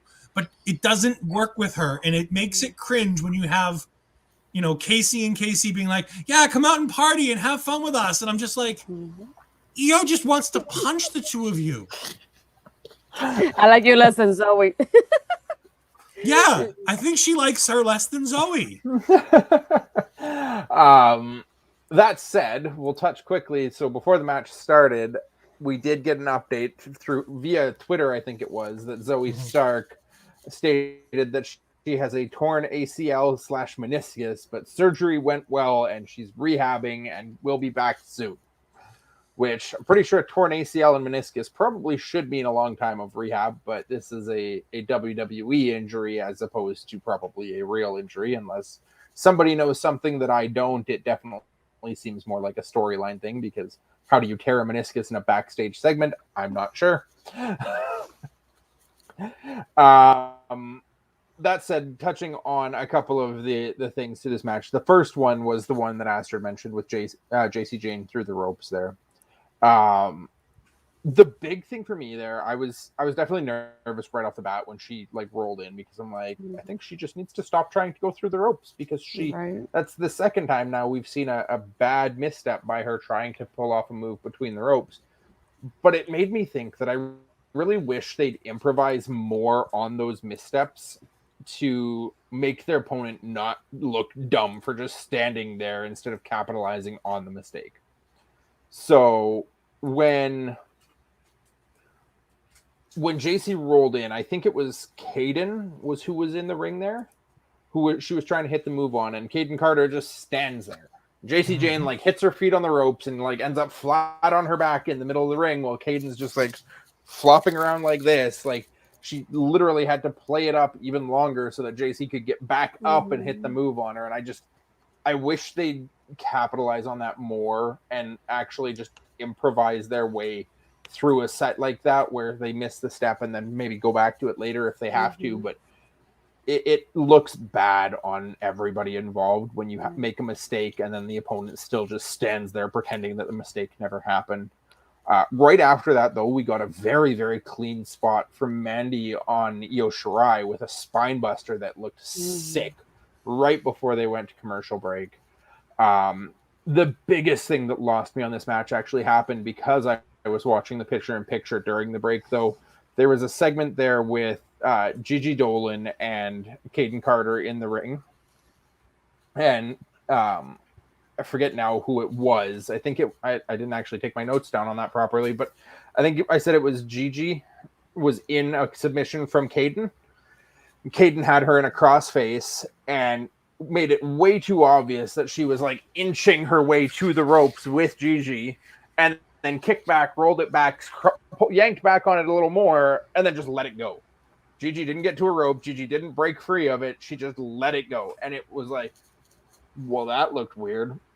And then they got up, and there was just another weird exchange between them, both Gigi and JC. All the moves that they took from Caden, Casey, and even Io in this match, they looked like they were having trouble taking the moves in a convincing way. They were having trouble selling the moves. It was very difficult to watch and get enjoyment out of when you're seeing like they're landing on their knees instead of flat on their stomachs like they should be, or they're going through it like really slow and methodically, that the move doesn't look like it's hitting with the right amount of impact. I'll give it to these ladies. They put on a long match. They all looked like they were giving their effort in. It just looked like the chemistry and the confidence and the comfortability with each other just was not there. That there was a lot of those kinds of noticeable missteps where they didn't look like they felt safe taking the moves from each other. And I think that's something that maybe you get a couple more reps in with these people, you feel a little bit more confident taking their moves properly. But it really hurt the overall enjoyment of this match as a fan to see so many spots like that throughout, where there's it broke the enjoyment, or I don't know the other term I'm thinking of, like the losing myself in the match. I couldn't get lost in the match because I kept getting pulled out of it by all of those spots. I know there's a word that I should use and for that. I think it off the top of my head, and I'm going to irritate me the rest of the night. Yeah, but I did like KC Square did like a couple of double team moves that I really enjoyed though. I like that. I like how they played it off on their side though. I don't know what was happening though, but I like in the match itself. But I know there was a part where Gigi was like about to bounce on the ropes, and she like took a moment before she started doing it, and the timing there felt like she was waiting for that spot, and I'm like, I don't like it. Yeah. That said, the one thing that I haven't touched on, as much as this match was kind of up and down for me, I got to mention it again because I really, really feel like she deserves the recognition and the attention. Every time I have seen Kaden Carter in a ring in the last month, she has been the highlight of that match for me. And that happened again tonight, that even though Gigi and JC were having some difficulty connecting with her, I felt like Kaden just looked like a star in the making in that ring. And I have such high hopes for that woman in the future because I think she is someone that is going places. Speaking of giving people the recognition that they deserve, Mandy Rose has gotten so much better and is doing so much better work. And I'm invested in everything she's doing, and I believe in her, and I believe that she can be the champion that she is. It's so weird to think that a month ago, before that promo where she's like, the title belt looks good on you, it'll look better on me. Before that one statement, I was like, Mandy Rose champion? I'll pass. But since then, I've watched and I've learned, and she's really gotten better. She is a star in the making. She still needs some more. She needs some more seasoning. She needs some more reps. But she's starting to get the idea, and she's starting to get the hang of this. And they could have a long-term star on their hands if they keep investing in her. Yep. Yeah, there's a lot of stars, right? Like, we also talked about Casey Catanzaro in this match and how in a match involving Casey Catanzaro, we're talking about Gigi and JC being the ones who looked almost like they were struggling in their wrestling in the match. And Casey has come so far since she started out and looked really green, to the point where it was announced that she was actually retiring from wrestling at one point before she came back and decided to keep going with it. To this match, the spots she hit, her top rope corkscrew that she hit there, like to the outside, she looks like she's really getting it. Like she's getting comfortable in the ring. She doesn't look as out of place anymore.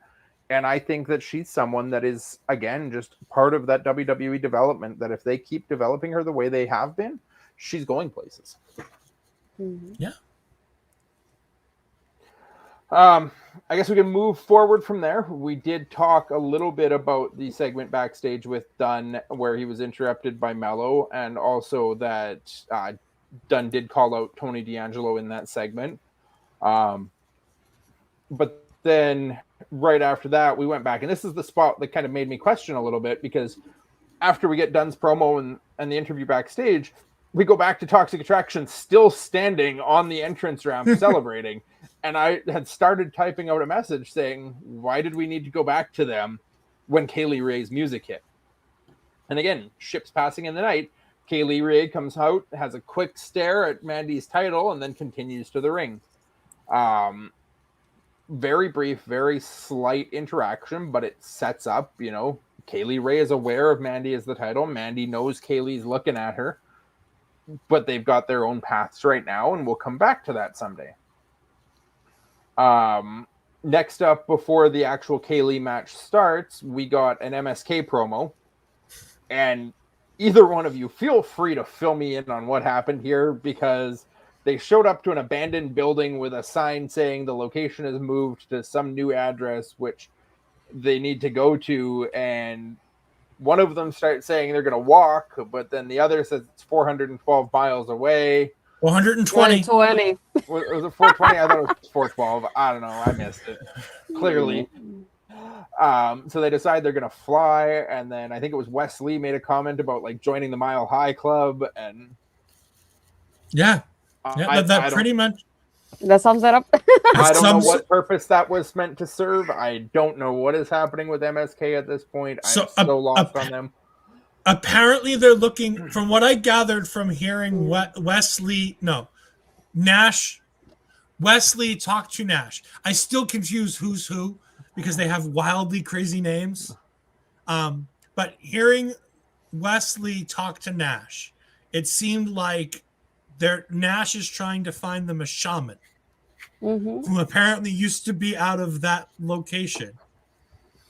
And there's a new address, which I think is in town, because there was no new city attached to that address. I'm assuming it's an address in town.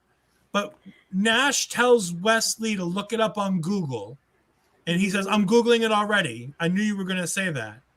And he says, it's 420 miles. We're not walking. We're going to take a plane. And it gets to talking about the smell, and they both smell Nash Carter for some reason. I don't know what's going on. I'm very confused. I'm laughing because it's the two of them and they're funny. But I don't know what they're doing. And yes, okay, there we go. I mean, I know who they are. Like, I know Des and I know Zach, but like, I can never remember which one is which of the Rush Hour characters that they're portraying. But and if you didn't know, I've just ruined it for you entirely. That's why it's Wesley and Nash Carter. It's because of Rush Hour. So it's Lee and Carter from Rush Hour. Mm-hmm. But yeah, so now they're going to fly to this new place. And they need to go. And yes, they misunderstand. Nash Carter doesn't understand what the Mile High Club is. And says we get to join the Mile High Club. And oh my, it's funny, but I don't get it. Yeah, I was confused. I know where they filmed this. And I know, like, literally, you can see cars on the other side, but that part of the building is, like, basically abandoned.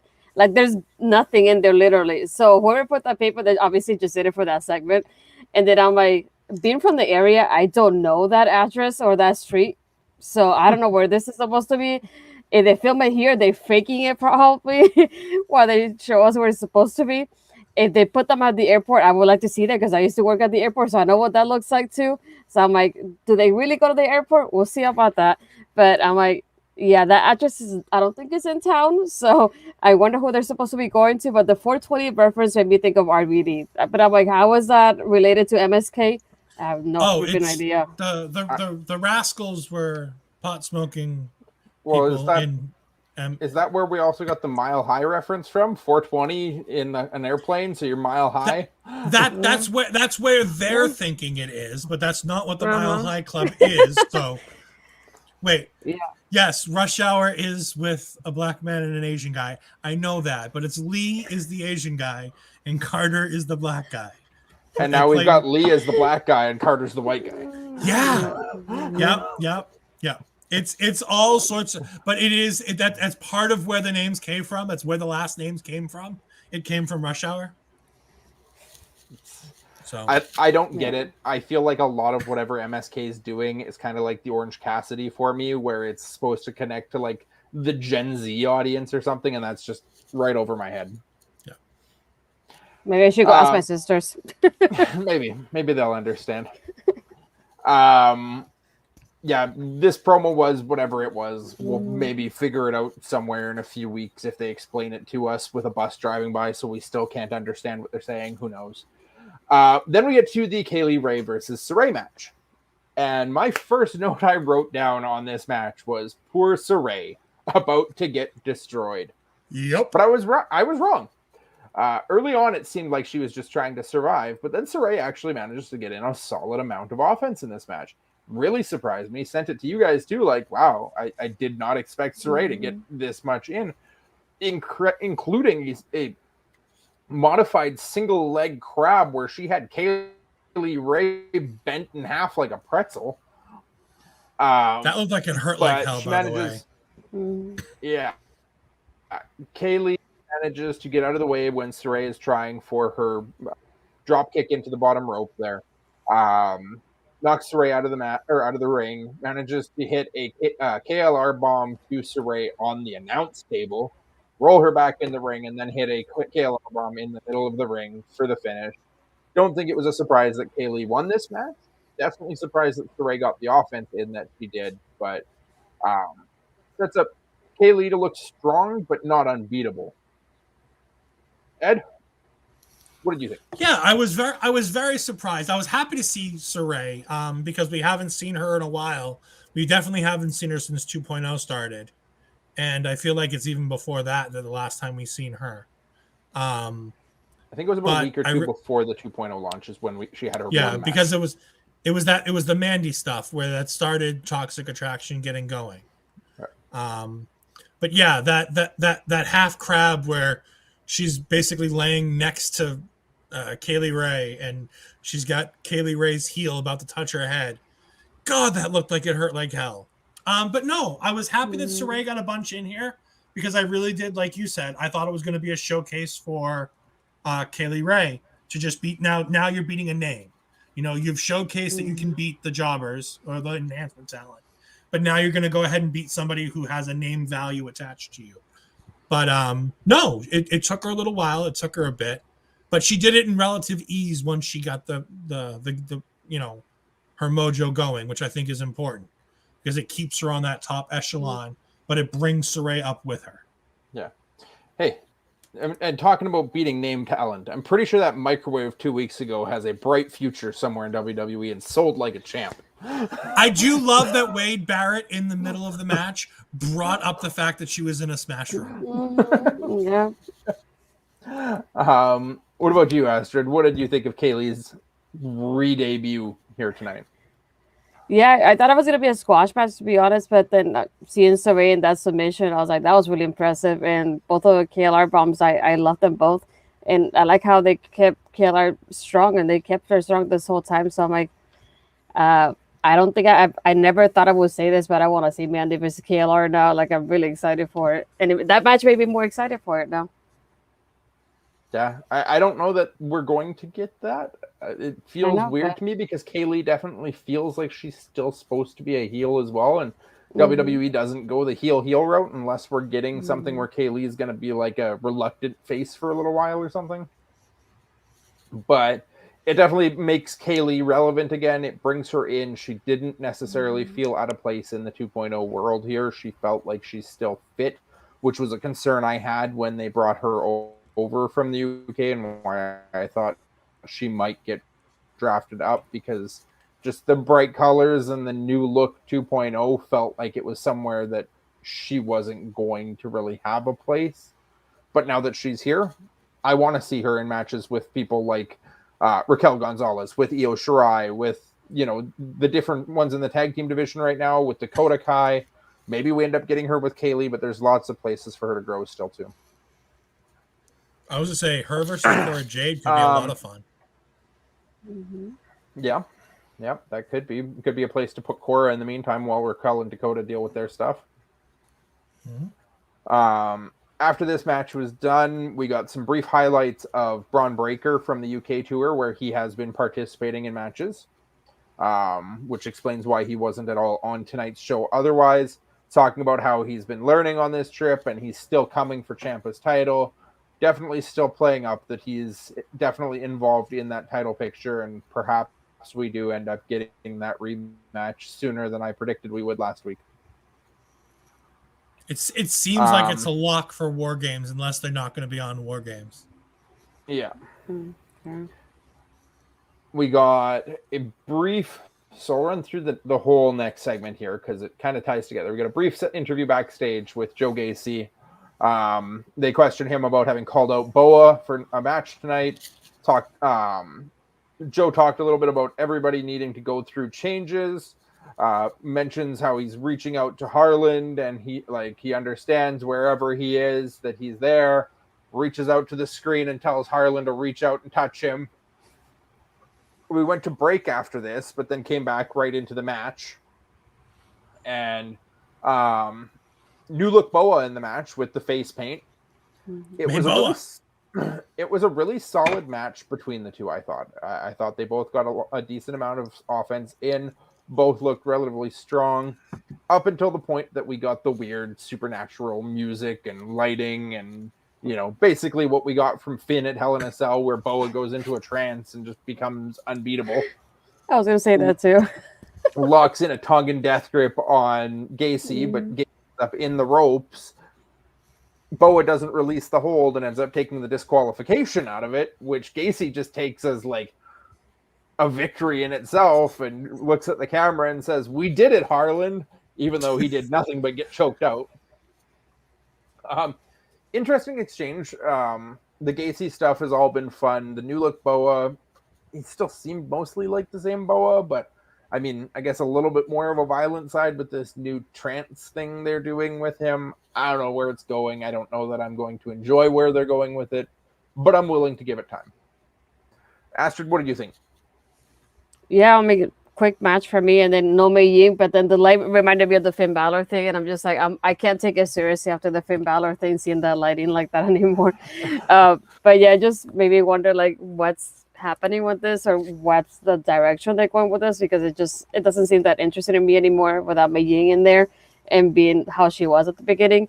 So at this point, I'm just like, when it comes to Boa, I'm like, just give it to me already, because if not, it doesn't make sense anymore, at least to me. So I didn't enjoy this as much as I hoped it would be, but I like the Mei Ying stuff. It just like it's a no for me now. Give us some Finn Boa. Yes, Finn Boa. May Boa was great. No, I mean, May Boa was interesting. I like the face paint. I was really surprised by the tongue and death grip. Like, he starts holding out the fingers, and I'm like, those are the same fingers that Ming used to hold. I'm like, are they gonna? And then he attached them. Like, they're doing the Tongan death grip. I'm like, I don't know why he's not Tongan. He's not even part of the family lineage. But okay, cool.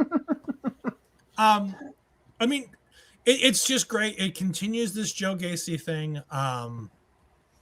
Joe Gacy and Harland. I can't wait to see Harland get in the ring now. Joe Gacy has made me so much more excited for Parker Boudreaux.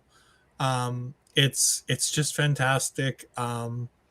This character it irks me, which is what it's supposed to do. It makes me want to punch him in the face. So he's doing everything right because he's a heel. It's great. He's able to be beat up for half the match, and I still feel like he's getting the best out of everything because of the fact that he's the one who's being like, no, I was the victorious one here. I got the win. The match is under my name. I won. So good for me. Yeah. That's basically what it was, is celebrating even though he got his face choked out or his tongue ripped out of his mouth or whatever the death grip does. I don't know. It's going to be fun. It's exciting. Like I said, the jury's still out on Harland, but it's because we haven't really heard him talk or seen him in the ring yet. Everything we know about Harland up to this point has been because of Joe Gacy. And I think a large part of it is what's made me a fan of Gacy too. And why I look forward to what Joe Gacy does every week. After this match was done, we get Diamond Mine, who I know I mentioned last week. I was noticeably absent from the show. We get a backstage promo, which was, again, another unique layout for a promo. That at first we start watching the interview with Kushida and Ikemenjiro from the Halloween Havoc show, where they're dressed up in their wrestling gear and the headpieces and talking to the interviewer. And then we slowly zoom out and realize that this is a video being watched on the wall in Diamond Mine's gym, and have Malcolm Bivens talking about how like Roddy Strong showed up Odyssey Jones, just the same way that the Creed brothers are going to take care of Jacket Time tonight, which, if you hadn't known, Jacket Time is now the new name for the Kushida and Jiro tag team, which is weird and fun and crazy all at the same time. We're going to get to that match because that match comes up right away, but was there anything about this promo that you guys really picked up on that I missed? Malcolm Bivens is just absolutely killing it, being the spokesperson for this entire group and being able to speak for everybody. Like, Roddy Strong can talk. He's fine on the mic if he needs to. But Malcolm Bivens just brings another layer that he can do whatever he needs to do and say whatever he needs to. And it's like, you know, he was like, Roddy Strong beat Odyssey Jones like he owed him money. And he probably did, was the next line out of Malcolm Bivens' mouth. And it was great. And he seems so insulted. And he's talking like, these two honored, these two honored wrestlers. And, and they're sitting here in their cosplay and things like that. And I'm just like, oh, such a great job making fun of a Halloween getup that Jacket Time put on. And by the way, I love Jacket Time. I think that's a great name, mostly because it irritates everybody who thinks that Kushida is being underused, and he probably is. But I honestly want to say I think Kushida is having the time of his life just enjoying wrestling and just being able to have fun. Because, like, the dude plays Back to the Future his entire career in Japan. It's not like the dude takes himself super, super serious to begin with. So, like, I don't see why Jacket Time is this massive insult to a man who comes out like Marty McFly from the worst Back to the Future movie, Back to the Future 2. It's objectively the worst Back to the Future movie. You'd have a hard time convincing me it's worse than 3, but that's a non-wrestling conversation for another day. I mean, I like the Old West, so that's probably why I like 3. But again. Astrid, anything else from this Diamond Mine promo for you? No, I missed it, so you guys just explained it to me, and I'm just like, okay. Then we get which is a confusing note that I wrote down here, but I wrote down we have a solo interview. I know what this segment is. It was Solo Sikoa being interviewed about his debut, but before he even really gets a word out of his mouth, Grayson Waller shows up talking about how when he gave Solo this amazing introduction at Halloween Havoc, Solo Sikoa came out and just threw Grayson out of a ring, and he starts throwing LA Knight under the bus for being the one that should have been attacked by Solo Sikoa.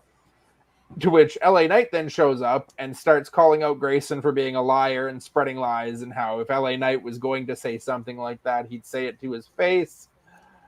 And Solo Sikoa starts talking, you know how we handle this on the streets? In a 3-for-1 or like every man for himself showdown, which sets up later tonight that we got a triple threat match between the 3 of them. I didn't take the greatest notes on verbatim what they said. It was a fun enough segment. It set up a fun triple threat, as we'll get to in a bit here. Astrid, we'll go to you first on this one. Anything in this promo between these 3 for you? No, just like we talked about in the chat, it keeps proving how Knight keeps getting involved with the like rookies or like the new guys, and he helps them, like he elevates them during their matches and their interviews and promos. So it's nice to see him. Every time I see him getting involved, I know somebody's gonna get elevated. So I know that's what obviously happened during this match, which we'll get on to that. Yeah. Solo Sikoa knows how to talk. I'm really interested and intrigued when he starts speaking because he doesn't have to do it. That being said, I love how this is his interview and everybody else is trying to make it about them. And he's like, you know what? Screw it. We're just going to have a fight. You know, it's going to be, we're just going to, every man for themselves. We'll see who's the last man standing. And he walks away and the other guy's like, wait, so it's not me versus, we're fighting. Okay. Like they were like, wait, no, we don't want to fight you. Like we're making fun of you, but we don't want to fight you. Like LA Knight tells him he needs to put shoes on. He's like, but if I was going to tell him he needs to put shoes on, I'd tell him to his face. And it's just, LA Knight is so good. So good. And Solo Sikoa is just the perfect straight man in this segment where he's just like, no, on the streets we fight. We don't have to go through all this damn talking. We just fight. After this match was done, or this interview was done, we got to the actual Diamond Mine versus Jacket Time, which has an interesting rhyming scheme to it as in and of itself. They actually have team music for Jacket Time now, which that entrance video and that music I'm not here for. No, that did not do it for me. I would have preferred if they just kept Kushida's music and let them do like whatever that way. But the match between the 4 was really, really good. I'm still a believer in the Creed brothers. I think either they're going to need to carry Malcolm Bivens with them through their career, or they're going to end up in a place where they might be like an Authors of Pain that just move up and get stuck because they don't have a mouthpiece, because they're so good physically, but they don't have that microphone presence yet, which everybody else in 2.0 seems to be developing. It almost feels like the Creed brothers are the odd ones out here, that they're the one group, the one set of people that are not getting a chance to talk for themselves and prove what they can do on a microphone. Diamond Mine as a whole, as much as we all love Malcolm Bivens as a talker, I think everyone in that group, if they're learning from Bivens and they turn around and can talk like Bivens, great. But if they're using Bivens as their mouthpiece and not learning for themselves, they're going to have a hard time moving forward. But in the ring, in this match, I felt like they did everything right. I felt like everything looked good. I felt Kushida and Jiro looked really, really good. I mentioned in our chat, too, that just Ikemen Jiro with his jacket punches, if we ever get to a point when Jiro is a heel, I feel like he needs to have like a set of brass knucks or something that he has in that pocket that he's just punching people with the jacket and the ref doesn't realize what's happening. Would be a great heel trick to play down the line if they decide to turn him on Kushida, or he just turns heel on his own, or the group turns heel, anything along those lines. But the finish of the match, we get Ikemen Jiro looked like he had things in control, and then one of the Creed brothers rips off Jiro's jacket, which got a major eruption of boos from that crowd. Nobody wanted Ikemen's jacket off. And then as Jiro gets thrown onto the ropes, or he runs off the ropes, Roddy pulls the rope down. Jiro falls to the outside. Roddy does nothing. He did nothing else. He just pulled the rope. Jiro fell outside, got back in the ring, and then eats a move and takes the loss to the Creed brothers. Kushida was trapped outside by the other Creed brother. Post-match, Diamond Mine got in. Looked like they were going to beat down the jacket time, but we get Odyssey Jones making the run-in, tackles Roddy Strong down, makes the save. We get Odyssey Jones and Jacket Time standing tall in the ring. What did you think of the match, Ed? I loved it. The Creed brothers are really growing on me as in-ring competitors. I think the reason why they're not getting time on the microphone is I think that they're still so new to the WWE style of wrestling. I don't think that they've had any time on the indies. I think that they're really going to be like homegrown talent from WWE's point of view, that they need more time in the ring before they worry about putting them on the microphone. So I'm fine with them as long as they have a mouthpiece. I mean, you can have somebody like Brock Lesnar, who's not the greatest person on the microphone, but if you let him get followed around in his career by Paul Heyman everywhere he goes, you know, for the most part, he's just fine enough that he can make it work. I think the Creed brothers could probably do that with Malcolm Bivens for the next, 3 to 4 years, and just let Malcolm follow them around, because Malcolm Bivens is a gift from God when it comes to the microphone. He really is. He is that next level underneath Paul Heyman right now, as just like a manager that has a mouthpiece manager that you never have to see get in the ring and can get the job done. If you want to take it to other companies, it's Don Callis. It's Don Callis. It's that same level. The reason I make the AOP comparison, though, is because that's how I felt about Paul Ellering. He was that Heyman level of mouthpiece that you didn't need to see get in the ring, that could talk the talk and carry a tag team. But we know how WWE handles tag teams, and it makes me fear that I'm getting behind this team to be let down. I think we're getting behind this tag team in order to see them in NWA. Because I could totally see these two running amok in NWA as just a badass pair of guys who know how to wrestle. Or a New Japan Strong, where you don't have to be carried so much on the microphone. You can just go out there and wrestle. It's possible. Astrid, what about the match for you? Yeah, I missed this match, but I caught it just when Odyssey came in at the end for the attack, which I liked. I was like, please give me that tag match next week. And then I saw in the corner later on had to put the graphic up for the 6-man tag next week. So I was like, thank you. I didn't have to wait for this one. So yeah, I am interested to see how Jacket Time goes with Odyssey and this part, like the funny stuff, how it goes with all three of them. That's the part that I'm like, I want to see this. I want to see how they deliver it. But yeah, I missed the match, so you guys basically told me everything. Okay. Odyssey Jones being serious was really cool too. Like that, you got that little bit of an angry side out of him. Like we've seen him happy-go-lucky and kind of fun and doing his thing. But like when he came running down, it was anger and grrr. And I really, really enjoyed that. I want to see more of that. I could see him as a really good tweener heel. Where like the crowd loves him and he's all fun and games. But then all of a sudden something happens. He turns this corner and he really becomes this like badass dude. I could really enjoy that. Yeah. Also just got to give a shout out here to Vic Joseph for being amazing.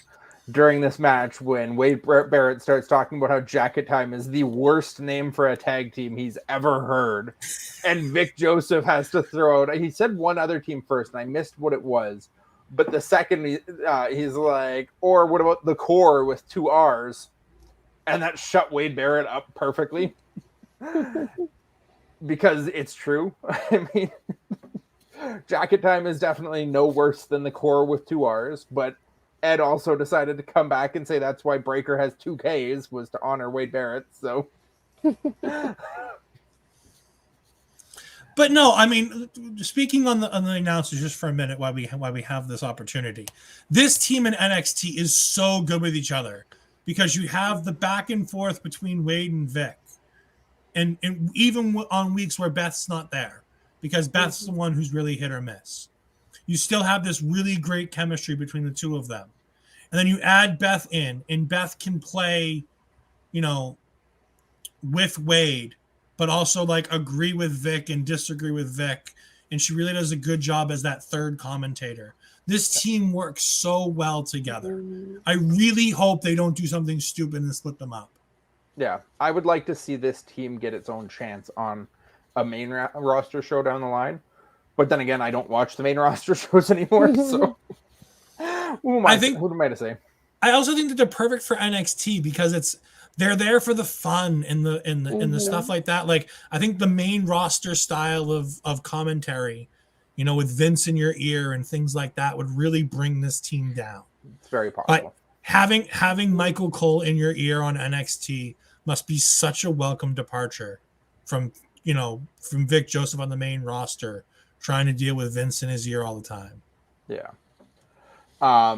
After this match was done, we got the Toxic Attraction leaving, talking about how nobody's next up for their titles because nobody's on their level. To which we got the Raquel biking in that comment. Then we went through the Raquel Dakota Cora segment. And then we got Ed's favorite segment of the night, I'm sure. We got Chase U. So, Ed, I'm going to let you take it away, my friend. What happened on Chase U tonight? So this was great. So Chase was talking about mental toughness tonight. And he was going over how you have to be mentally tough, how you can't let anything get in your way, because one small thing could throw everything off and you'll lose focus on your goal. And then one of the kids goes, "Oh, you mean like when the microphone didn't work last week and you ended up losing your match?"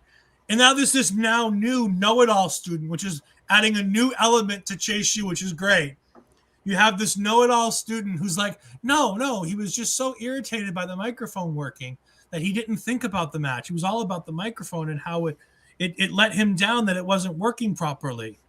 And Chase, because he was ready to go after the student, and this one interrupted. He's like, "Well, I mean, I would have said that, but he just said it, and you're an idiot. So, listen to him and be better."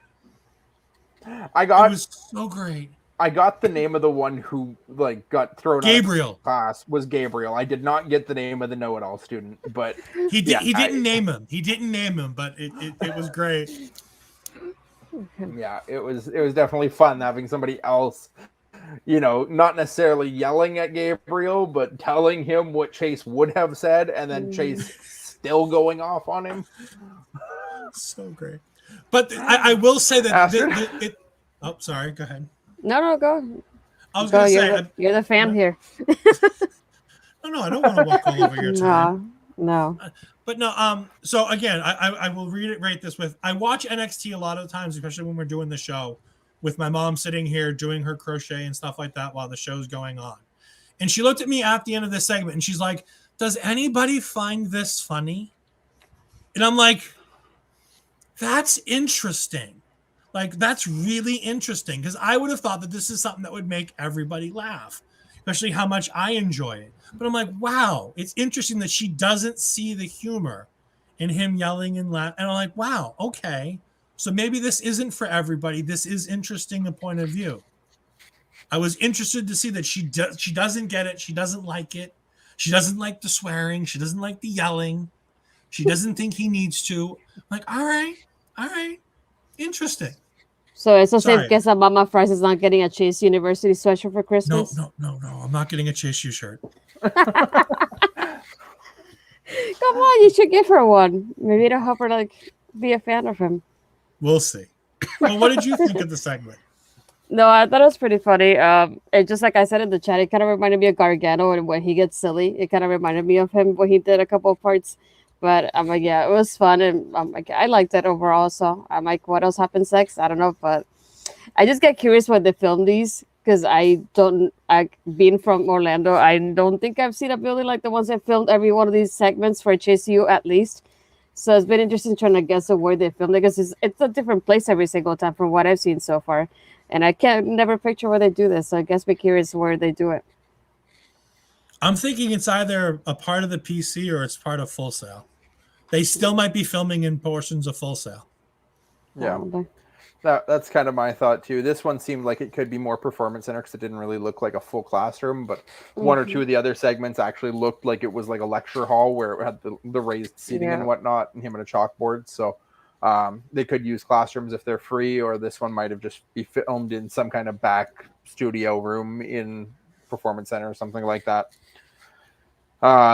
No, it was definitely fun. The Chase U stuff's been fun in itself. Again, somebody else that doesn't need to be winning matches or being taken seriously in order for us to be enjoying what they're doing. And maybe we get somewhere with Chase being a winner. Maybe he just ends up being somebody else that's a comedy act down the line. Either way, he's somebody that when he's on TV, he has my interest. And that's all I can really ask from a group of rookies in a developmental brand right now is, do they have my interest? Am I interested in seeing where they go as they develop? And Andre Chase is another one of those guys that I'm always looking for what's next for him. After this, we got GYV, the grizzled young veterans, doing a really weird, stupid segment that I would not expect from them. Didn't like it. I understand what they were trying to get across, but it felt a little out of place. So they roll up in a vehicle and they get out on the side of the road, and Zach Gibson is explaining a plan where they're basically swindling random people on the street, that they distract them. Zach takes their phone, puts it in order for food, and then gives them their phone back, to the point that they end up with like bags and bags of food that they have delivered by the end of the segment. And then Zach explains to him, like, see, it's that easy to distract a random person. It shouldn't be that difficult to distract a referee. Which, that part of it makes sense. It was just really weird to see them out there basically robbing people on the side of the road to get free food. Astrid, let's go to you first. Did you get anything more out of this, or was it as confusing for you as it was for Ed and I? Yeah, it was like super odd for me to see him. Like, the only thing that I liked about the segment is, like I mentioned before, is like I like how they've been doing more stuff outside, not just everything in the performance center. We get different points of views every single week. So obviously we had MSK earlier in one part in Orlando, but this is a different part of Orlando as well. And you can see in the background the public library. But aside from that, I was like, what's the point in this? I feel bad for the people that are just like regular people and passing by and don't know what's happening either. Probably just like, what are these two guys just like here with all these bags of food and all that stuff? So it's probably like, but I really didn't understand it. I'm like, I'll probably ask later to see if anybody else gets it, because I didn't get it. Ed? I get the idea and I get the point. GYV are such badasses, and like they can do comedy, but they need to be doing comedy with somebody for a reason. And this just felt like comedy for the sake of comedy. It's like, I don't think of them as the silly, goofy, bumbling fools who need to learn. Like, James Drake knows how to distract the referee. I've watched NXT UK. I know WWE knows that nobody else really watches NXT UK, but I've seen enough of it to know that James Drake knows how to distract the referee. He's really good at it. But like, it just, it doesn't fit with what I think GYV is. And again, this is something new. This is the first time we're really seeing them in 2.0 outside of a match. We've seen them in a couple of segments. and they've been more funny and talkative. This may be a new direction that they're going in 2.0 with Zach Gibson and James Drake. I may have to get used to it, but it feels out of place for me right here, right now. I could get into this, and I agree, GYV is a team that doesn't really fit into the 2.0 mold, but I think that they're a team that you can use to make other teams. And I think that's the reason why they're still here, because honestly, I'd rather them still be here and not fit in 2.0 than be on the main roster and be misused or not used enough, or all the things that can happen with a tag team on the main roster with Vince McMahon. Yeah, no, for sure. I'm not a big GYV fan. I'm always on Zach Gibson's case as somebody that I don't enjoy. But I think that's part of the glamour of GYV is that I hate them so much and don't want them around, that they're doing something well. And that's, it's a possibility. I feel like most people within WWE would look at that as a downgrade, and probably Zach and James would see that as a step backwards as well. I think anyone who's still in WWE wants to make it in WWE. They want to move up. They want to be a main roster top team at the top of the card. The next Usos, the next New Day. They want to be something like that. That you don't want to start taking steps backward if your dream is to get there. If you get let go, if you move on, maybe you say you never wanted that. But I feel like as long as you're employed with the company, you have to keep shooting for the stars until you fall off. And as of right now, I think GYV is just the team that's there to get other teams over, whether that's another feud with MSK, whether that's them with Vaughn and Kyle, whether that's them with Imperium going forward. It could be the Creed brothers. It could be JBBJ. There's just lots of teams out there for GYV to deal with in NXT right now that they probably should be a gatekeeper to the top. I know Ed's been clamoring for them to get a title shot fairly for a while now. Maybe they get that eventually here against Imperium, but at least have them as one of those teams that everybody else has to get past before getting a title shot of their own. And Matt's not wrong. I do believe they have too much talent to be gatekeepers for the youth. I agree.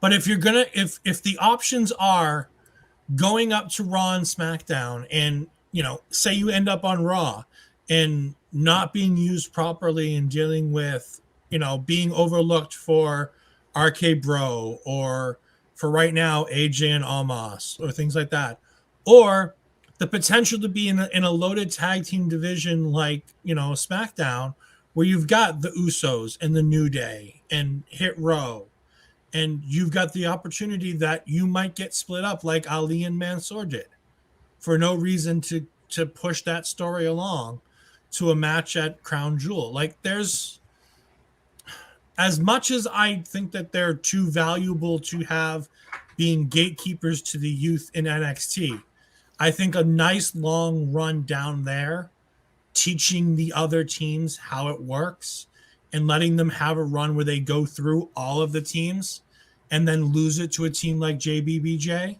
or Legado del Fantasma would be the way to go.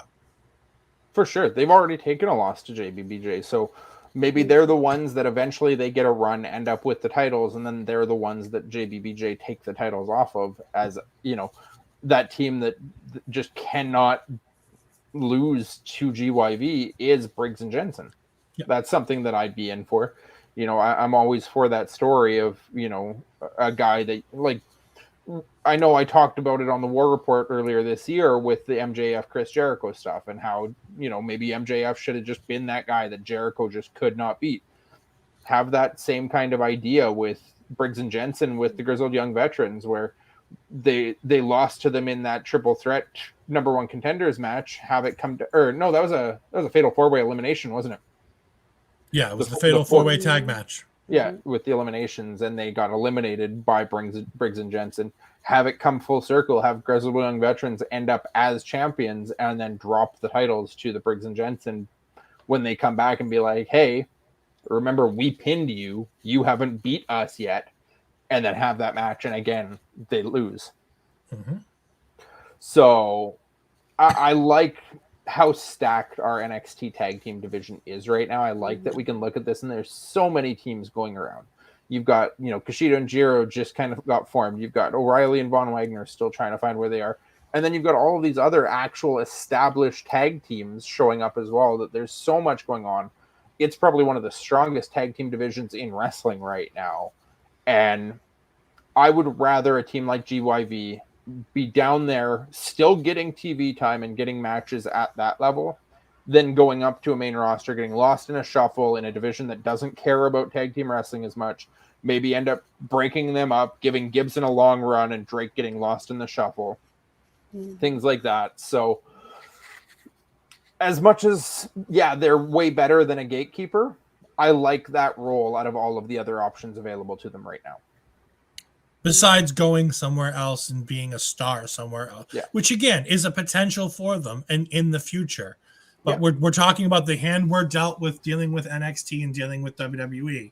And of the options, like Cody said, this is probably the best one for them here and now. Anything else about that promo? No. So we went through the Grimes stuff already.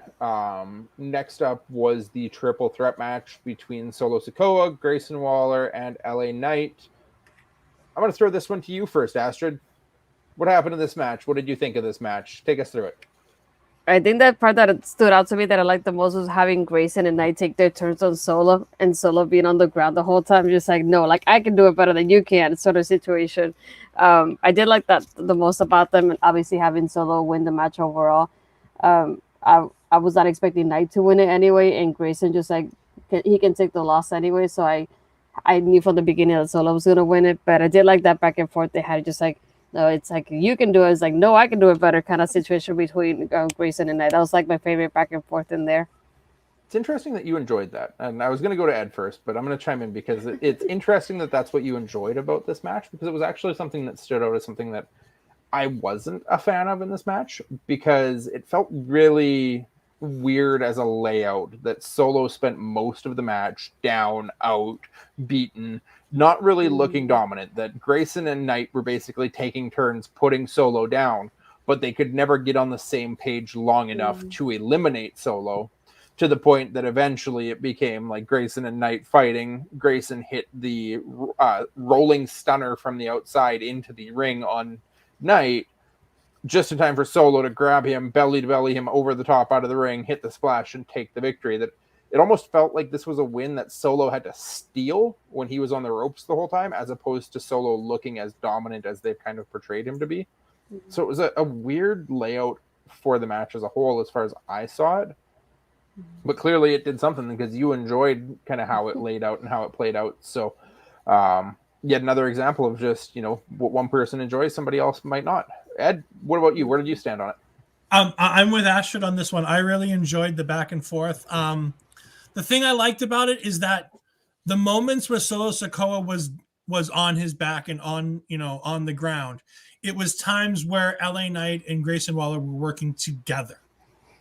And as soon as they stopped doing that, he would be taking them both apart, like at the same time. So it kept him strong in that vein, because he can take out both of them at the same time, as long as they're not paying attention to him and trying to have this little one-upsman game of whatever you can do, I can do better, which I think was great. Like, LA Knight does an elbow drop, and Grayson's like, oh no, I can do a better elbow drop, and gets more height on it. And it's like, all right, so Solo Sikoa is getting beat up by two guys. That's fine. That's kind of expected. These are two guys who are relatively being pushed through this brand, so it makes sense that he might have trouble as a newcomer trying to beat both of them. But having him have the ability to, do that double, one-arm power bomb to each guy off the top rope, because they both wanted to slam Solo Sikoa off the top rope with a superplex, it makes it better. I still love, as rough as it looks for the guy taking it, and it's been Grayson both times so far, that inside-outside suplex that he does, belly to belly to the outside, it looks rough on the landing. I was sure Grayson smoked his head on it today. Even though he got the arms and hit properly, his head looked like it whipped back on that landing. And I was like, It was scary looking. We never saw him back in a ring again after that. They never went and looked at him on the outside. I don't know if there were doctors there or if he was fine or what happened with it, but it was really concerning to me. That corner spot, though, with him powerbombing both of them, I did take a quick notice of that, though, that it was really weird where Grayson kind of wakes up LA Knight and tells him to come join him up on the ropes.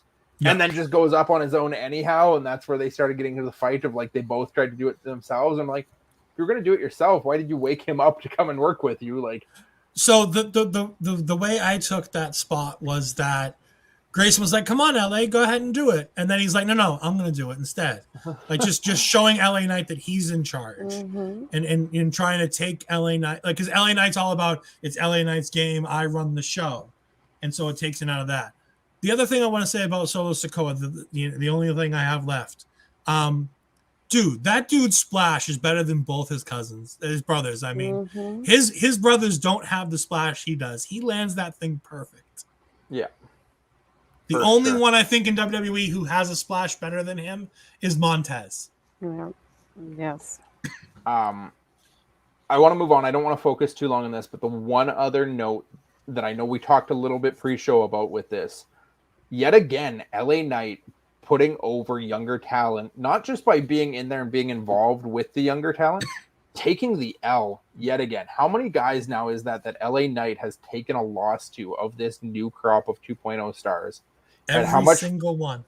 How much except faith Tony does HBK and Triple H have in the former Eli Drake's ability to put over and work with new talent? Like, that is, as bad as it looks on a record card of how many losses he's taking, LA Knight is getting that rub from management that they trust him to be in there. And that is a big thing for him. This will have to be a Cody answer. I haven't seen Thomas Splash in a while, so. Yeah, Thomas Splash is pretty solid too. I'd say, yeah, it's better than Solo's, but not by much, Matt. I think Solo Sikoa's Splash is pretty close to being as amazing as Tama Tonga's is.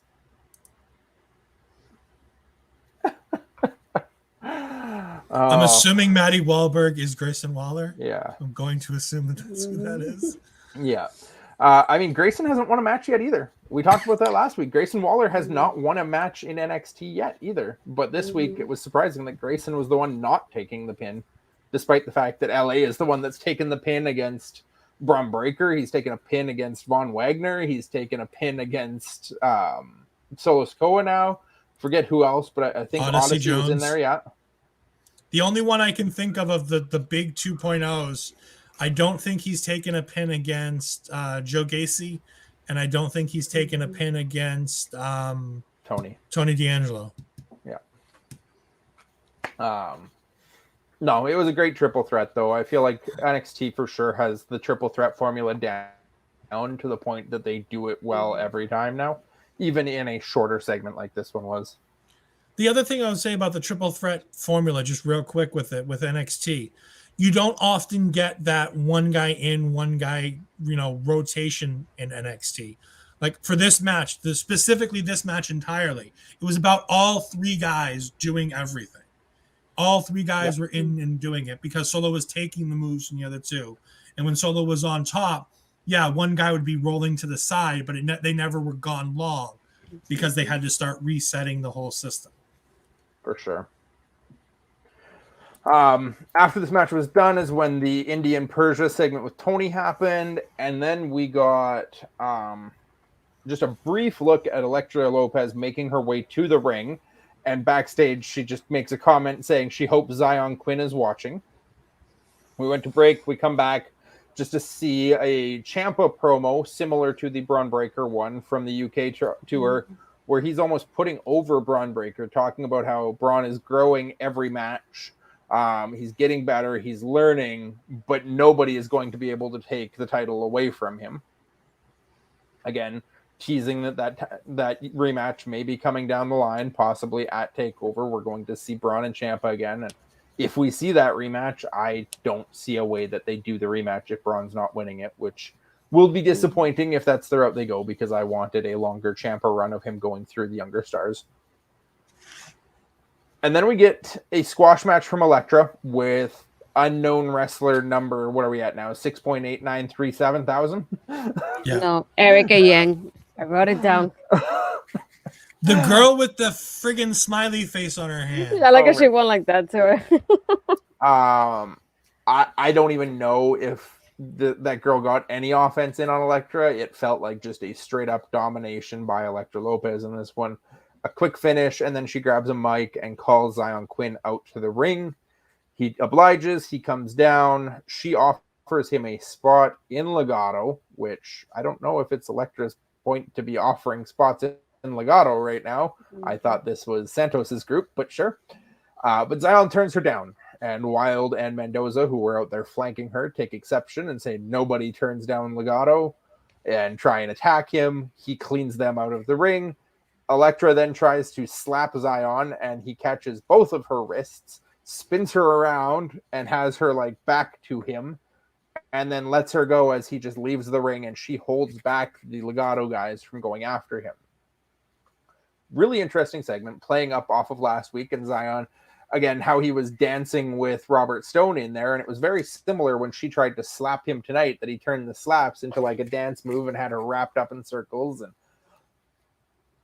it was a nice little tease. Like you already mentioned, Ed, you're looking forward to this going to a point where we get Zion and Santos. I'm going to go to Astrid. I know we haven't heard much from Astrid on this story yet tonight. Where did this go for you? What did you like? What did you expect? What did you enjoy? Where do you want to see this go? Like overall, I liked it. Like I told you guys in the chat, like I liked how Beth was pointing out, just like why can't Elektra do this for herself? But she didn't say like much when it came to that part. But I liked how first she Elektra started the promo saying, "You turned everybody's heads, including mine." Like that's the point of like the whole dance. So that's what she was thinking about. I don't know where I see it, which is what I like about it, because I feel like it could go between like them being paired up alone or him actually joining Legato eventually, even though he rejected them tonight, or maybe started with him going, against Santos and then joining Legato maybe. But I'm like, there's so many possibilities and so many routes it can take before anything else happens, and that's the part that has me interested about the storyline.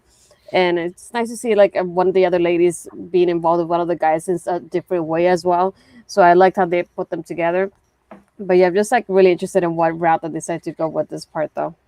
Yeah. As Ed talking about throwing cold water, I feel like somebody needs to throw some cold water on La Madrina.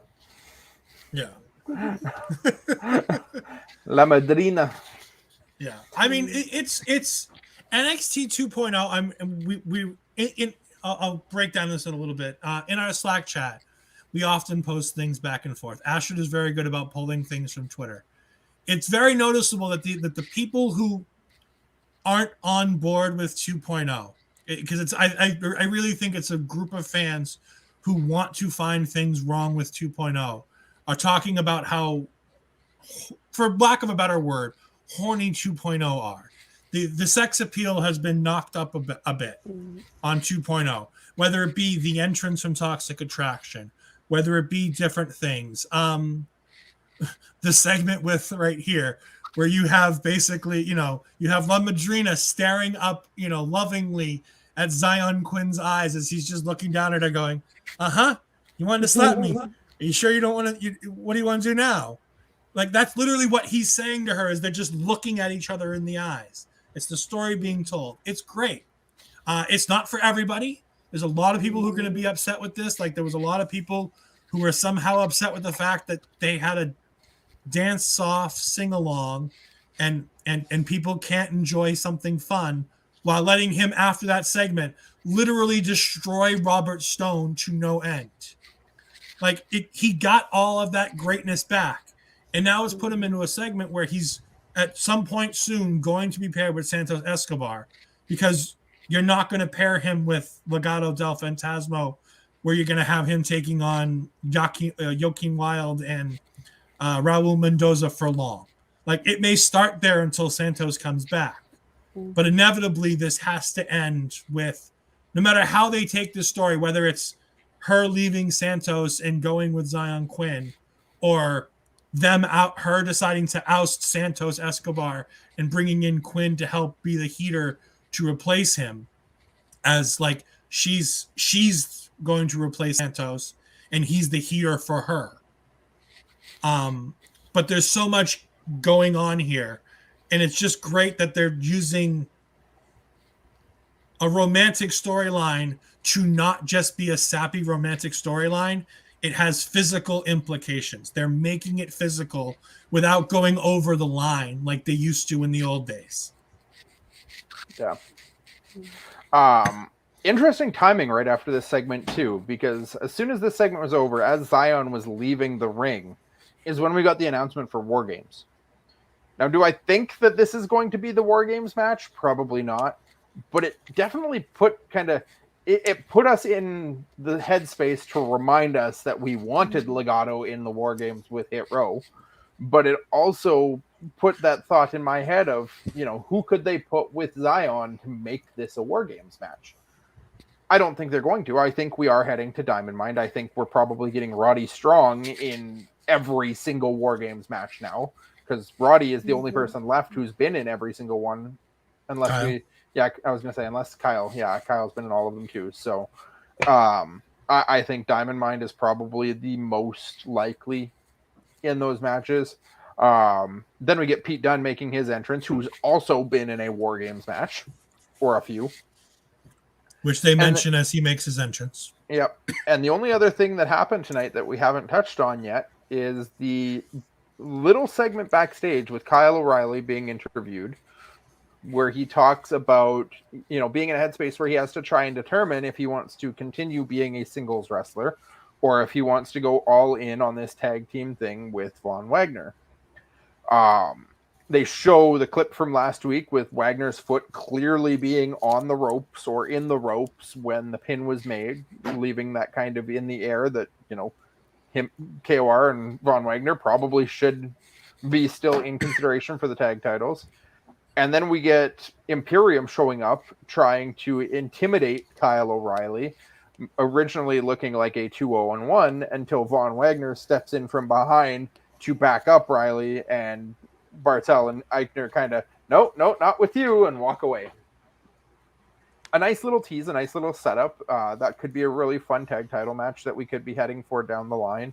We'll go to you first here, Ed. You looking forward to that? Are you happy with how this is playing out? Yeah, I mean, I'm always in favor of anything that has good people doing good stuff. Kyle O'Reilly's a great tag team wrestler. He obviously needs time to really make it really gel with Vaughn, but these two seemingly have got something. It's not the best thing that they can do with Kyle, but as far as I'm concerned, if it gets Von Wagner over and it gets him on TV and it keeps Kyle doing something to just do something for now and until they figure out what they want to do, whether it be call him up or whether it be let his contract run out, it's fine. Imperium is fantastic. I'm not hugely loving the fact that they're tag team champions again. But that being said, I'm not opposed to watching them have great wrestling matches because they're capable of it. So it'll be fun to see what goes from here. What about you, Astrid? What's the segment for you? We're gonna, before you pop it up, Ed, we'll close on that topic from Chris. Okay.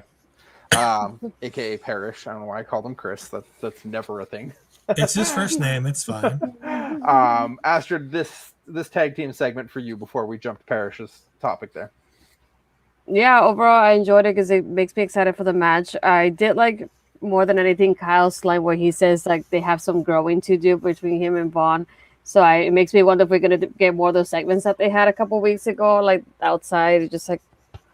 So maybe we'll get something like that again, or maybe a little bit different. But it just makes me excited to see them together and like kind of grow that chemistry like on screen, and then show us up in that match later on. Yeah. I'm gonna let you start too. If we want to pop that Parrish comment up again, Ed. We'll go to you first here, Astrid. What do you think of this idea? Is this something you'd want to see, something that you would enjoy them doing for a War Games match? I mean, it would be interesting though, just to see something like he said, something different, and we can involve so many people at this point. Like, there's so many possibilities with NXT 2.0 that we have a lot to choose from if you're gonna do something like this. So yeah, I would like it. I would like to see something different. Ed? I'm not necessarily unopposed to having a singles match for War Games. I do think that you lose the magic of War Games if you take it out of a tag team faction style match. You can put teams of singles together in it to make it work. You don't necessarily have to have like legit tag teams. Like you can put just 4 random feuds and put them all in War Games together and call it a day with 2 teams of 4. Like I said, I'm not unopposed to the idea of doing an NXT title match like that. But at the same time, it's like I said, you lose a little bit of that War Games magic if you do it in any way other than, in my mind, any other way than just a tag team match.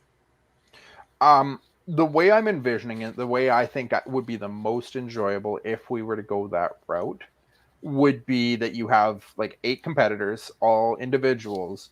You still play it out that they come out one at a time and that the match itself doesn't start until all 8 get in the ring. You possibly you have to have the champion either start the match or finish the match. Most likely finish, because otherwise they're going to have a gripe that they had to be in there the entire time and get beaten down by everybody. You have the champion come out, number 8. As soon as the champion enters the ring, the door is shut, the match begins. I think you could still play it out with enough different feuds in the matches and people like ganging up and teaming up on each other that it could be just a chaotic match as a whole. But I also I think I'm one of the few that I know who loved the 6-man Armageddon match when they did it. That Hell in a Cell where Rikishi went off the top into the back of the pickup truck. You say it, Matt types it. Yeah, there we go. I love that match. I love kind of bigger matches like that. You give me a War Games with 8 people. What could we put in there? We could put Braun Breaker, Tony Ciampa, or Tommaso Ciampa, Tony D'Angelo, who's I combined with Ciampa there somehow. You could have a Von Wagner, Kyle O'Reilly. You could throw Carmelo Hayes, Gargano, Loomis, Odyssey Jones, Dunn. Like, I think I just named off 10 people there. So there's plenty of options that you could go around with. And you've got enough of those who have either history as allies or feuds or both that you could play it up really, really well if they wanted to go that way instead of having like your typical 4v4 or 3-on-3-on-3. You just go every man for themselves and put Ciampa's title on the line. Like I said, I'm not saying it can't work. I'm just saying it becomes a different match. Like War Games is a match in and of itself. Like there's a reason why it has its own name. You know, like the Armageddon Hell in the Cell and the 6-man Hell in the Cell. I'm all for doing something different, but you lose the magic of War Games when it's not a faction style, you know, one team wins, one team loses, 2 ring type of thing. I'm all for if you want to do a double cage or a single cage match with, 6 or 7 guys and do it timed out. Like I said, it's in my head that you lose a little bit of something when you do it that way. Which is fair. I think it could work. You don't. I mean, it's possible both ways. I still think we're probably heading to a 4v4 or a 3-on-3-on-3 at some point here. I think we've already kind of played out with Dara's suggestion what the 4v4 women's could look like if they go that route. So definitely some options for sure. There you go. Parrish. I know. I saw it. It's Thanks, 8 Parrish. factions of 1. There you go. Yeah. But on that note, that was a fun topic to end out a fun kind of fantasy booking down the way here.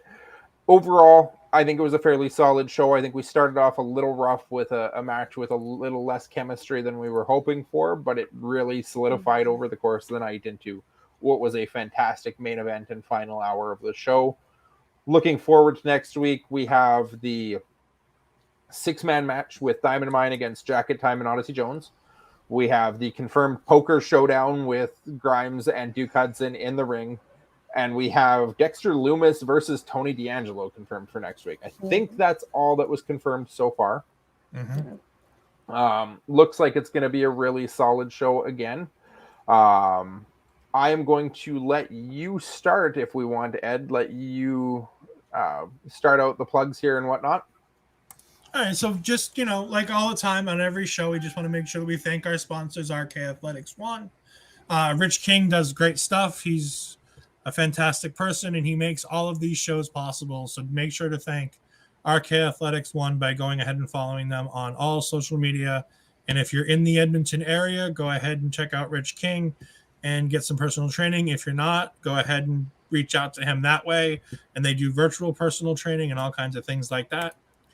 Most of you are already watching us on one of these platforms, so don't forget it's twitch.tv/lovewrestlingca and youtube.com/lovewrestlingca.